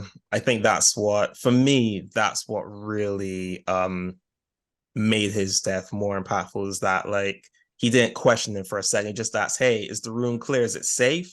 Sebastian said yes. Didn't even doubt him or anything like that. Just went in there and yeah, just I feel like if he would have walked in that room with his blindfold on, he would have saw a bit of light through the blindfold. But he came in with his head down and then he took the mask blindfold off. Yeah. Right. Because I'm just like, if you would have just walked in with your head straight up, with your eyes open before you taking your mask off, you would have saw that it was very bright in that room. Yeah. And been like, yeah, nah. Sebastian, I think you lying. Yeah. But like you said, he had trust in him. So he took that knife and he just started going in on his stomach. And then we see him fall down. What you about to say, JR? No, I was just gonna say that reminded me of like what samurais used to do whenever like they failed or whatever. It's like, hey guys, listen, we're gonna storm this castle that's well defended. We're outmanned and outgunned, but I expect us to win total victory today. And if we don't win, all the survivors have to slash their stomach open. And I'm like, oh, okay, all right. That's not exactly the speech I would give to my soldiers, but hey, different strokes, different folks. But yeah, I've seen a couple documentaries about samurai and like, the code of Bushido, that whenever they failed in battle or something, they just like slice their stomachs open. Crazy. So I guess it's best not to eat too much before the battle, right? Oh yeah. So I can see my lunch. But I think this is when the crew began to finally question Sebastian within, at this moment. As they should. Yeah. About time. Yeah, they should have been nah, brother. Yeah. But they brought him back, they brought Marcus back some Neosporin. Help his hand. Yeah. Yeah. But it was weird because it's funny. Did y'all notice like Anna being jealous of Sophia? Because obviously we got Sebastian giving Sophia the necklace and all of that. And Anna over here hating in the dark. Damn. And I'm like, you did though, sis. Exactly. He gave your Rockefeller chain to this new chick. Yeah. To this new little girl. Welcome to the label. Right. But now like we got about 5 of them left. So they're going down the street. And then is it in this scene where they're attacked by some seers? Because I feel like it was some folks riding around on motorcycles. Yeah, it was that scene. Yeah, this is it because he seen that they was heading into the priest territory. Yeah, that's when the people on the motorcycle pulled up. And then the old folks, they split up. Well, they get left. Let me say that. Yeah. But and so Claire's just like, what's going on? And then Sebastian pulls her. She got Sophia, and they go into this building. And that's when you have Marcus and what's her name? Isabella. It's like, you're the last thing I want to see. We didn't see their deaths though. I don't remember. No. Okay. It just cuts away. Would y'all have wanted to see that? Do y'all feel like y'all were cheated? Nah. We knew. I think it was, with them. I think they went out the way they needed to go out. Yeah. But we don't know how they went out. I'm pretty sure the Seers took. Well, the Seers, they don't touch people, so there's no telling. I mean, but I'm fine without knowing. Yeah, same. I Oh, mean, sucks, but it's whatever. I'm the only one that felt cheated. Okay. But they pretty much Sophia, Claire, and Sebastian pretty much run into this room or this building, and now we see like Claire's just telling him like, you are the cause of like all of this. So she's starting to realize he's the one who killed Octavio, asking him questions. Like, how did y'all feel about this revealing? Even though it's just like better late than never. Yeah, it was needed. Yeah. Definitely needed, because he's been doing too much like savage shit. Like, he done killed the whole crew. Yeah. To a certain extent. And like, how you just find this random room like with your blindfold on? Like, how? Yeah. Like, it's something's amok here. Yeah. We gonna figure it out right now. Yeah. Yeah, definitely took a bit longer than expected. Like, after Octavio went out, I feel like that point should have been when the light flicked on. It's like, okay, hold on. You had one job, which was to make sure this room is secure, and you didn't do it. And it's not because you don't know how to do it. You chose not to do it. You know what I mean? So that should have been the moment where she started like really, really getting suspicious about this guy and his I believe motives. she did, because she when she said missed, like they said he missed one of the windows. It was like emphasis on like that that's an error. Yeah, and that was just like, huh? He did what now? Nah, that wouldn't have been. You said, come in the room, take your blindfold off. You good? I would have been checking behind anybody in that situation. I can't leave it up to fate that you did that for me. Man, we've never been in this situation before. Yeah, no margin for error in that instance, for sure. Like I said, they were extremely trusting. So we got Sophia and Claire. They're running away from Sebastian, and we have Anna over here yelling at Sebastian. Just like, because she's yelling at him as to why he didn't remove her blindfold when they were at that other location when Octavio died. Because she was there, she's just like, remove her mask, and then Sebastian didn't. And so he's over here telling her to shut up. Before Claire ran up the steps, she said, who are you talking to? She was like, oh, hell no. He going through something right now. Let me go ahead and take this little girl and leave. So they get up to the rooftop. And so obviously, I'm sorry, I'm not going up to a rooftop and I can't have my eyes open. Yeah. Because that just doesn't seem like a safe situation to be in. Not at all. Yeah. It's like, what's the end game here? Where are you going to go if you can't see? One wrong step, you're going to be tackle meat on the floor. So. Right. And she already knows that he's able to see. Yeah. So you're at a disadvantage. I would have hid behind one of those doors and hit him over the head with a stick. That's what I would have done. But she goes up to the roof and she's pretty much holding Sophia's hand, trying to figure out where they're about to go, I guess, hide. And Sebastian is running up the steps. And I believe this is the scene where she accidentally trips and she falls on one of the platforms. Yeah. And did y'all think that he was going to remove Sophia's mask? Her blindfold, excuse me. I did. Y'all thought she was out of here? I thought it was game over for her.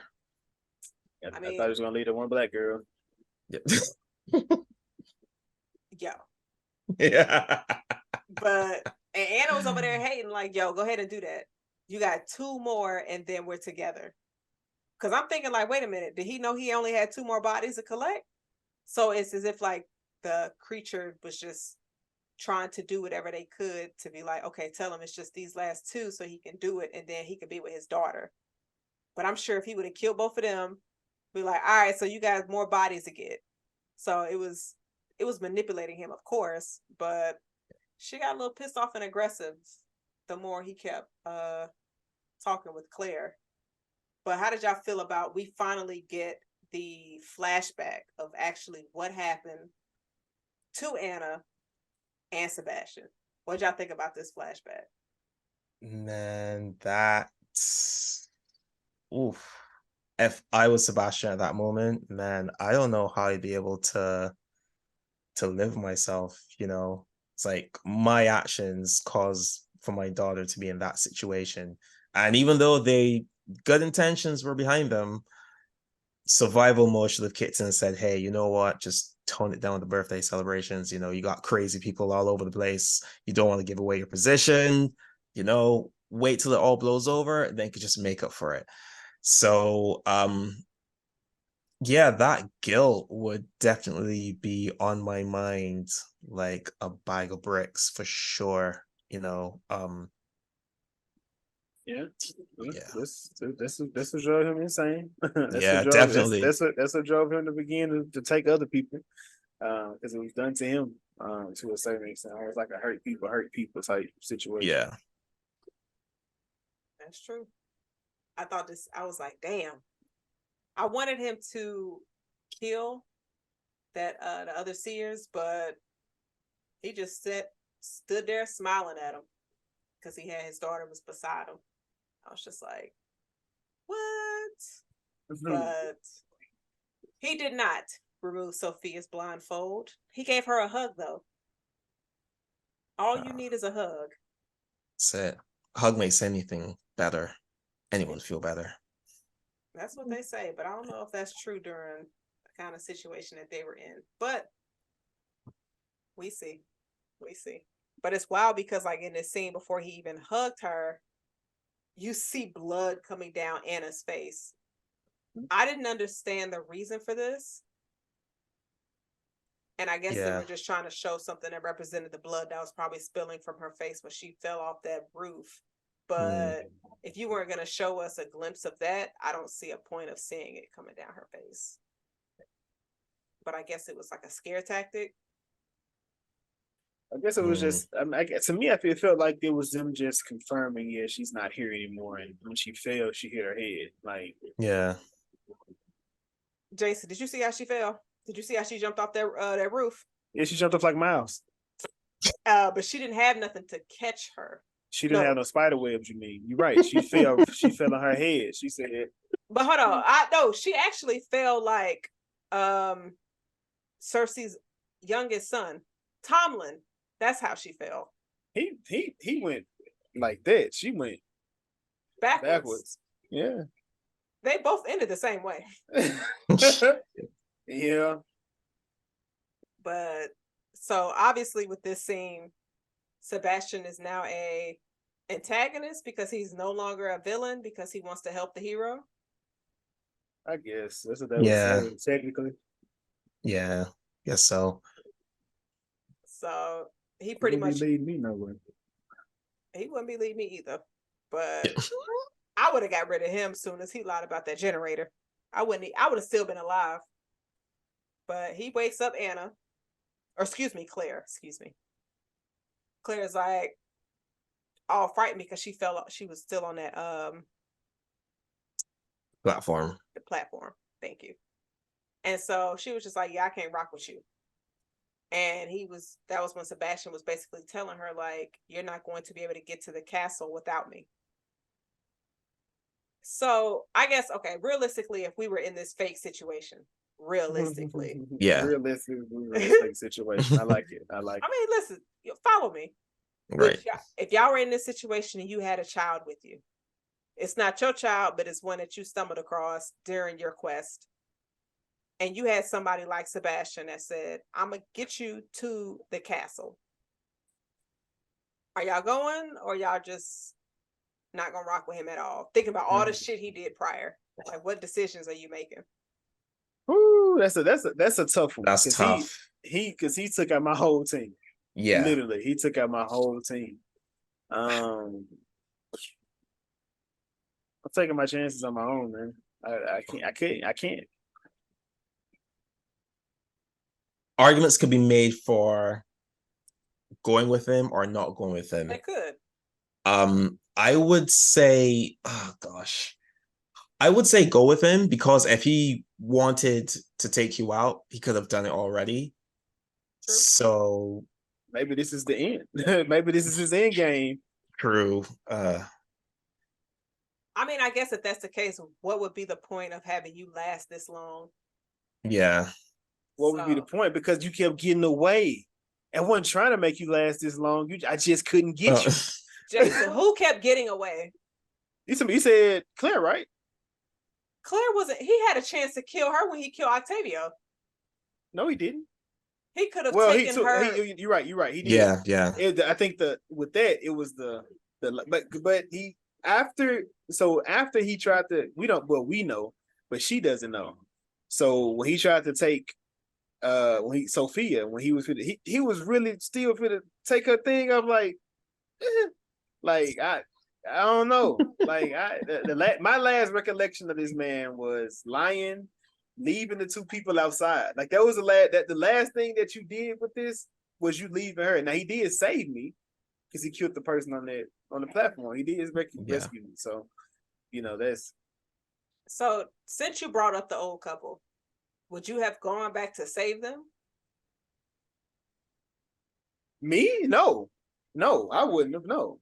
So you can't be mad that I can be mad at him doing it because he can see. He's seen the issue. Like you seen this and you allowed it to happen. Wait, if you can see Jason, is you leaving him or are you getting him? Now, if I can see him, I'm getting him. The three of us can take the man on the bike. I just got to make sure they know yet. Like the three of us can get him out of here. All right. JR, what you doing? Oh, go ahead. Go ahead, Jason. I feel like I can take anybody. So yeah, I'm on the man. Shit. Here we go. Right, Here we go. Right. I ain't Let's trying to hear go. that shit. Let's get into the Bruce Wayne bag. JR, what you doing? Are you going back to save him? No, I feel like by the time I get there, it'd be too late.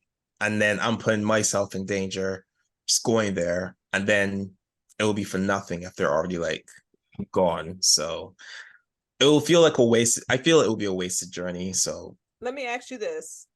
Are you saying that because they're old?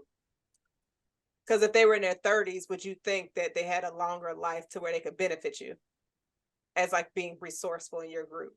Ooh, you know what? Did not think about that. I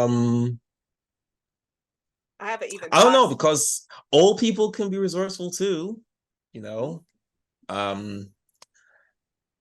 This is the situation that you were in, the same one they're in. Same one. Same one. Nah. Their emotional baggage was just, So yeah. you're leaving them? I would leave them. Okay. All right. So I have another old person question. This is completely off topic, but since we're talking about old people, I just want to get you guys' opinion. What's worse, being behind an old person walking and you're in a rush to get somewhere and you can't get around them, or being in traffic behind an old person and you can't get from around them? What was the first part? Walking behind an old person and you can't get around them and you're in a rush. You're in a rush in both situations. I am getting around that old ass on feet in the car. Are you gonna push them? I might. Oh, so assault. Oh, all right. Yo. Damn, Shirley, move. Like, God damn, Shirley. Dan. Like, damn, Dan. Yeah. In a goddamn way. Excuse me, can I get past you real quick? I don't mean no harm. I'm getting around. In the car, it's way more difficult. Okay. You might have a point, because I don't know how they do it. They somehow predict where you're gonna go. So like you're gonna try to go to their left, they move left, and then you try to go right, they go right. So it's just like an awkward, like kind of tango almost. And it's like, you know what? I'm just gonna have to wait till I can cross the road or something like that, because they're just cutting me off. I don't know if like, their deceased ancestors are like looking down and say, hey, listen, that young person behind you, like stall them. They ain't got nothing to be in the rush for. Teach them patience. That's crazy if the ancestors like that, for real. Just petty like that. It's like, hey, he didn't say good morning to me one time. Stall him. That's fucked up. Damn. That's disrespectful. All right. Yo. You just took me down a totally different road on that. But so Claire decides to trust Sebastian because they see some seers coming into the building that they're in. And so Sebastian's like, I'm going to help you.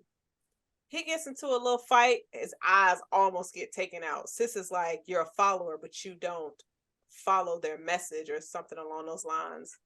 And he's able to kill this lady. Falls off the platform. And so now they're making their way to the castle. Sebastian is leading them, and we have the seers behind them. How did y'all feel about this exchange to where they get to the location that they're supposed to be going to? Claire's like, you're not coming with us? I wouldn't ask him that. I'd have been like, appreciate your assistance. You stay down here and go ahead and do this. I wouldn't have even asked, like, are you following us? But she asked him that, and he was just like, I got to make sure they stay here. How did y'all feel about this entire, this wild scene that we got the seers and kind of seeing the person that caused Sebastian to turn into a seer as well? I feel like that was the completion of his redemption arc. He realizes that all the killing that he's been doing, it won't bring his family back, won't get him to see them again.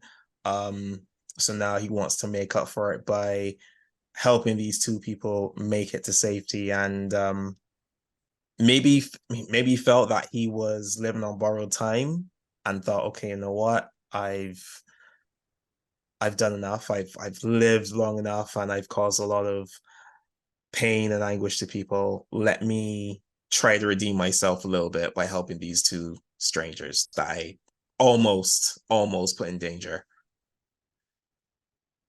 Right. Yeah. Same. I felt the same exact thing.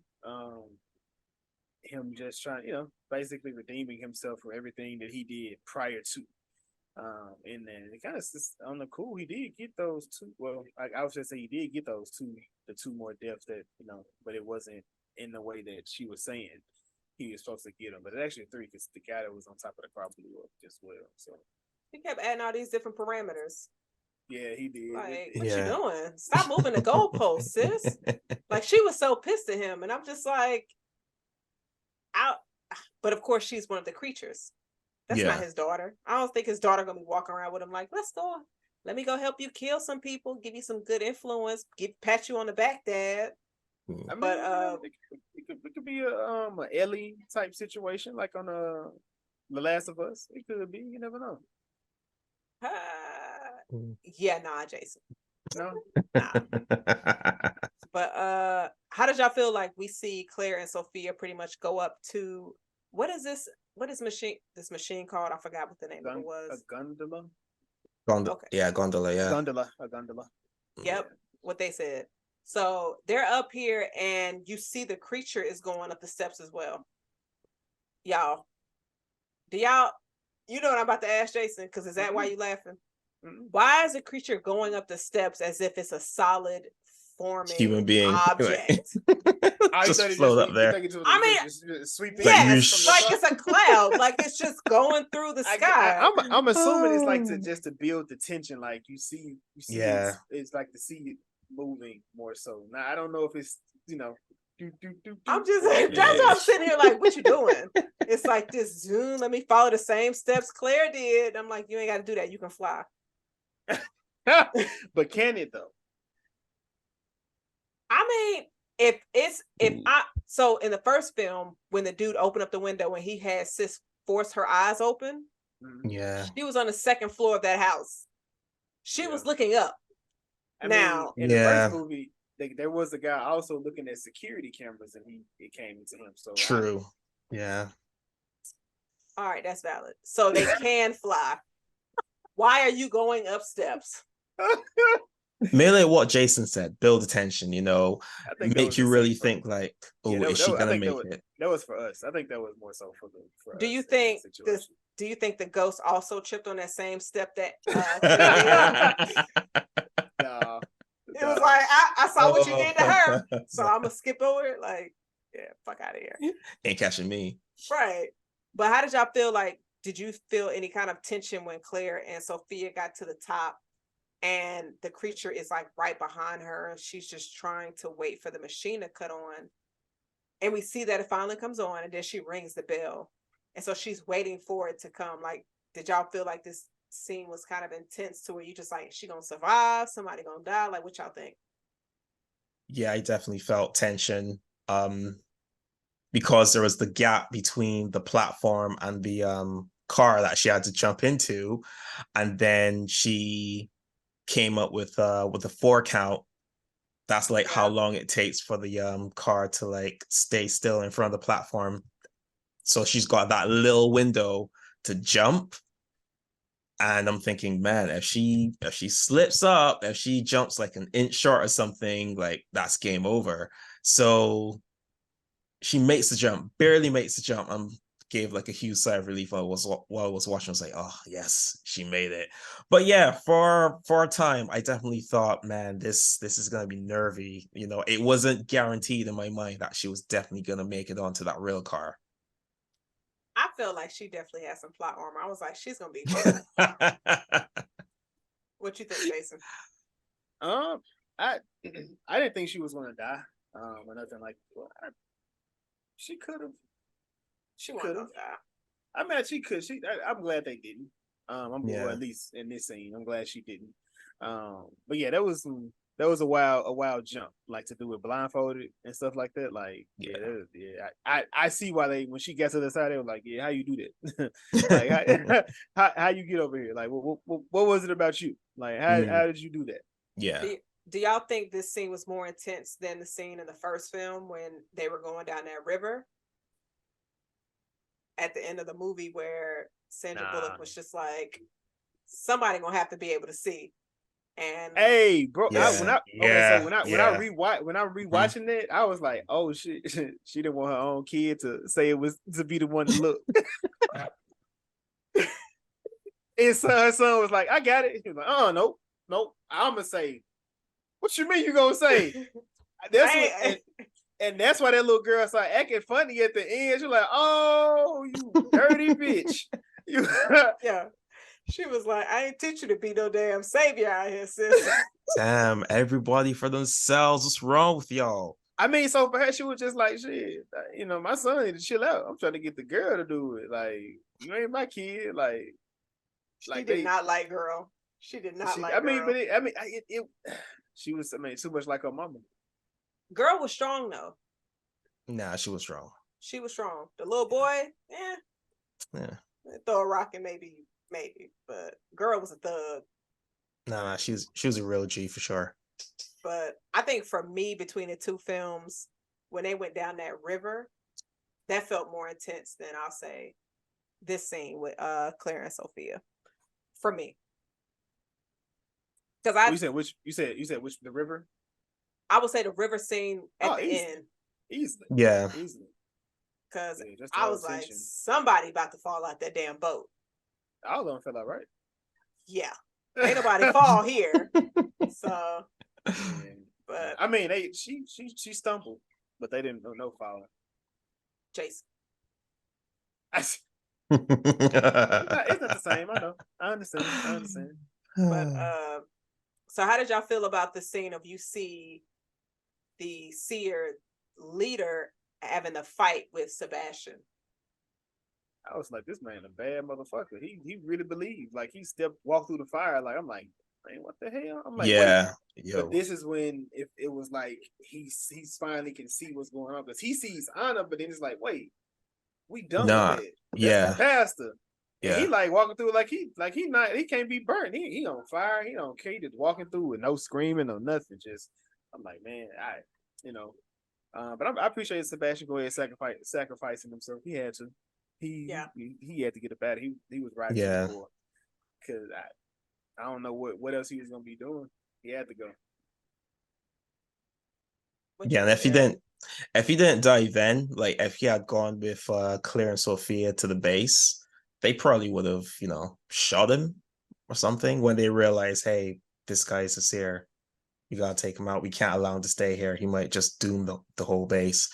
But yeah, worthy sacrifice, I wanted him to, die a lot sooner. And really he should have died a lot sooner if, people they acted on their initial suspicion towards him. I took him out. So I wanted to hate him at the very end, but I had to respect that he put himself out there on the line to make sure that Claire and Sophia made it to safety. I've got to salute that. Yeah. And I think that's pretty much what they wanted us, how they wanted us to feel for his character, especially being that we saw what he did in the beginning, to where we're supposed to hate him. And then it's just like, well, he wasn't a shitty person this entire movie. He was able to save them. But I still wanted him. I would have loved for the dogs to tear his ass up. Yeah. And so we have Claire and Sophia. They get to the base. How did y'all feel like Sophia actually reuniting with her mom? Because I guess, Bullshit. you know, you said bullshit. What? Why? Some like, bullshit. her mama couldn't be there? Sebastian said her mama might be alive. Might be. What the fuck? She done made it through all this. And I don't know how long, but I don't know how long it had been since, you know, they had been missing. At least, you know, Sandra and them, that was 5 years. She out here teaching them as a family and whatnot. So I don't know how long it was. Her mom did say she got big, which, I mean, we haven't seen your kids for, you know, for, it could be a few days. Like, damn. Like, you know, grew since, you know, like when it comes to it. So it was, I mean, we needed a wholesome moment. Yeah. From the moment, but I'm glad it didn't end on a wholesome moment. Yeah. But we start to see what's happening at this facility. And like you said, Jason, we ended the last movie wholesome. This one, not so much. Like, do y'all think we're going to get another one? Like, where do y'all think with what we got from this ending, where it could possibly go? Oh yeah, we for sure gonna get another one. Now I don't know how it's going. I mean, they've left enough weeds for it to continue. Yeah. I just hope they end it. I would hope it'll be just a trilogy. Don't try to go too crazy, build a whole Birdbox universe and don't do the F and F. Don't pull it. Don't do the Fast and the Furious. Don't do that for us. But you like that movie. I do, but everything don't need to continue, Jazz. I've said that everything don't need to continue. But it was because the end of this kind of builds upon Lil Rel's character in the first movie, because I was talking about how the epigenetic alterations can affect the person. So that's what I was testing the blood. She like, so when y'all do this, like, how are y'all even testing these things? Like, what are y'all like? Who's going out there in the world and testing it like the way it's supposed to be? And like I said, right now, as of right now, we're doing the rat trials. Eventually, they're going to be human trials. So I feel like that was another way of evolving it. And unfortunately, it's a necessary evil. Because how do you stop it, Jazz? We just reviewed World War Z. And at some point, you gotta, unless you're just gonna let everybody just end it, like, but at some point you gotta figure out a way to get a control, get a hold of it. And we still don't know why. It's kind of like the happening. Like I don't think you've seen that, but we find out is basically the world or nature is fighting back against global change and how we're littering and things like that, and it's basically the plants releasing a toxin into the world that's causing the people to lose their shit like the way they are. Yeah. And like just thinking how you see with this movie ending, scientists always goes back to us making our own weapons of mass destruction and then destroying ourselves. Yeah. So do you think y'all think that a person created this? I'm gonna say no. Nah, I don't think so. But if you can get somebody to write it to where it can show that a person made it, to where like things like y'all said that Sebastian was seeing, like could be like he was like on a hallucinogenic, but then like how was that still in his system for days on end? Yeah. You know what I mean? So, but it might have been something in the air. I don't know. It'll be interesting, but yeah, that was the end of Birdbox Barcelona. Was there anything that y'all wanted to add or some points that we didn't get to? Yeah. Um, no, I was just thinking that in an end of the world situation, you gotta be very wary of religious figures like, Yeah. pastors, priests, and what's not, because some of them have always been talking about, oh, the end of the world is near, the rapture is coming. They're never specific about how exactly it's going to happen. So then in an instance like a Birdbox situation, they're like, see, been telling y'all, end of the world, now it's here. So I'm not panicking because I've been predicting this. So it's gonna be okay. I know I'm righteous. I know I've lived my life the way that God intended for me to live my life. So I am cool. Y'all can, whatever, kick rocks or whatever, but I'm good. And just saw like how he was influenced and had no problems leading other people to just go out there and just take out other people as well because of the entities that they saw and turned into seers. So yeah, definitely keep your eye out on like priests and stuff in the end of world situation. Yeah. And have you seen the movie The Mist? It's Stephen Ooh, I King's The may Mist. have That's another one to where you kind of had a end of the world type of situation, or it felt like that, and it's okay. always somebody that's stupid religious, Yeah. that's just like preaching and all of that, and they start to get a following. If you haven't seen it, I highly recommend it. The Mist. It's I don't remember what year it dropped. I can actually look it up, but highly recommend that. But Jason, was there anything that you wanted to add? No, I don't think so. Not to the movie at all. Okay. Well, gentlemen, the reason why we are here to ask the question, JR, since you are our guest, please bless us with the answer. Like, was it good though? I'm gonna say yes. It was good. Yes. I would be happy if they make a third one to, round things up. But if they don't, I'm cool. But yeah, it was good. All right. Jason, was it good though? It was. It was. I enjoyed the flip. I've been not asking for a movie where we follow a villain, so I appreciate that. But I would love it more in something like a slasher where we actually follow, a killer, like type thing. Um, but it was another movie that was like that where like we don't follow him, but I was like, oh, that was like Secret Invasion where I wanted them to continue. Like somebody gets outed or they get outed for us, but not to the people, and we just follow and see how they manipulate and maneuver moving forward. So yeah, I enjoy when they do that, but I want them to go full into it.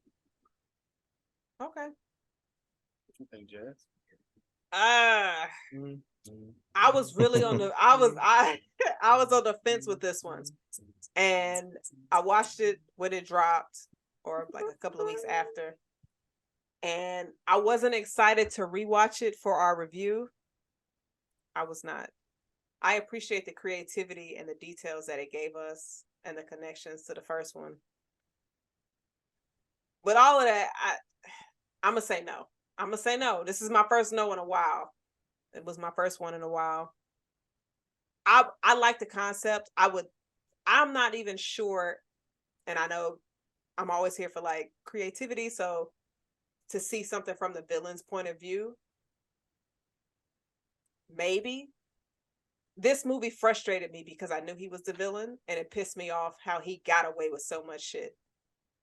So I think not knowing who the villain is makes me feel better than me knowing and seeing him get away with all of that shit. So that's just me as a viewer. I want to guess who the villain is and see the shit they get away with. I don't want to know who the villain is and see all the shit that they get away with. That might sound weird.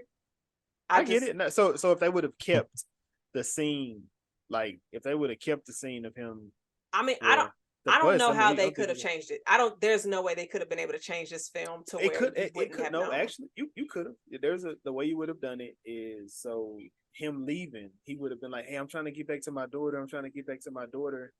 and then they wrecked the bus, and then they end up dying. Now him unveiling their eyes, he wouldn't have been able to do that. He would have had to, whoever survived, those people would have been with him as he found that new movie. Right.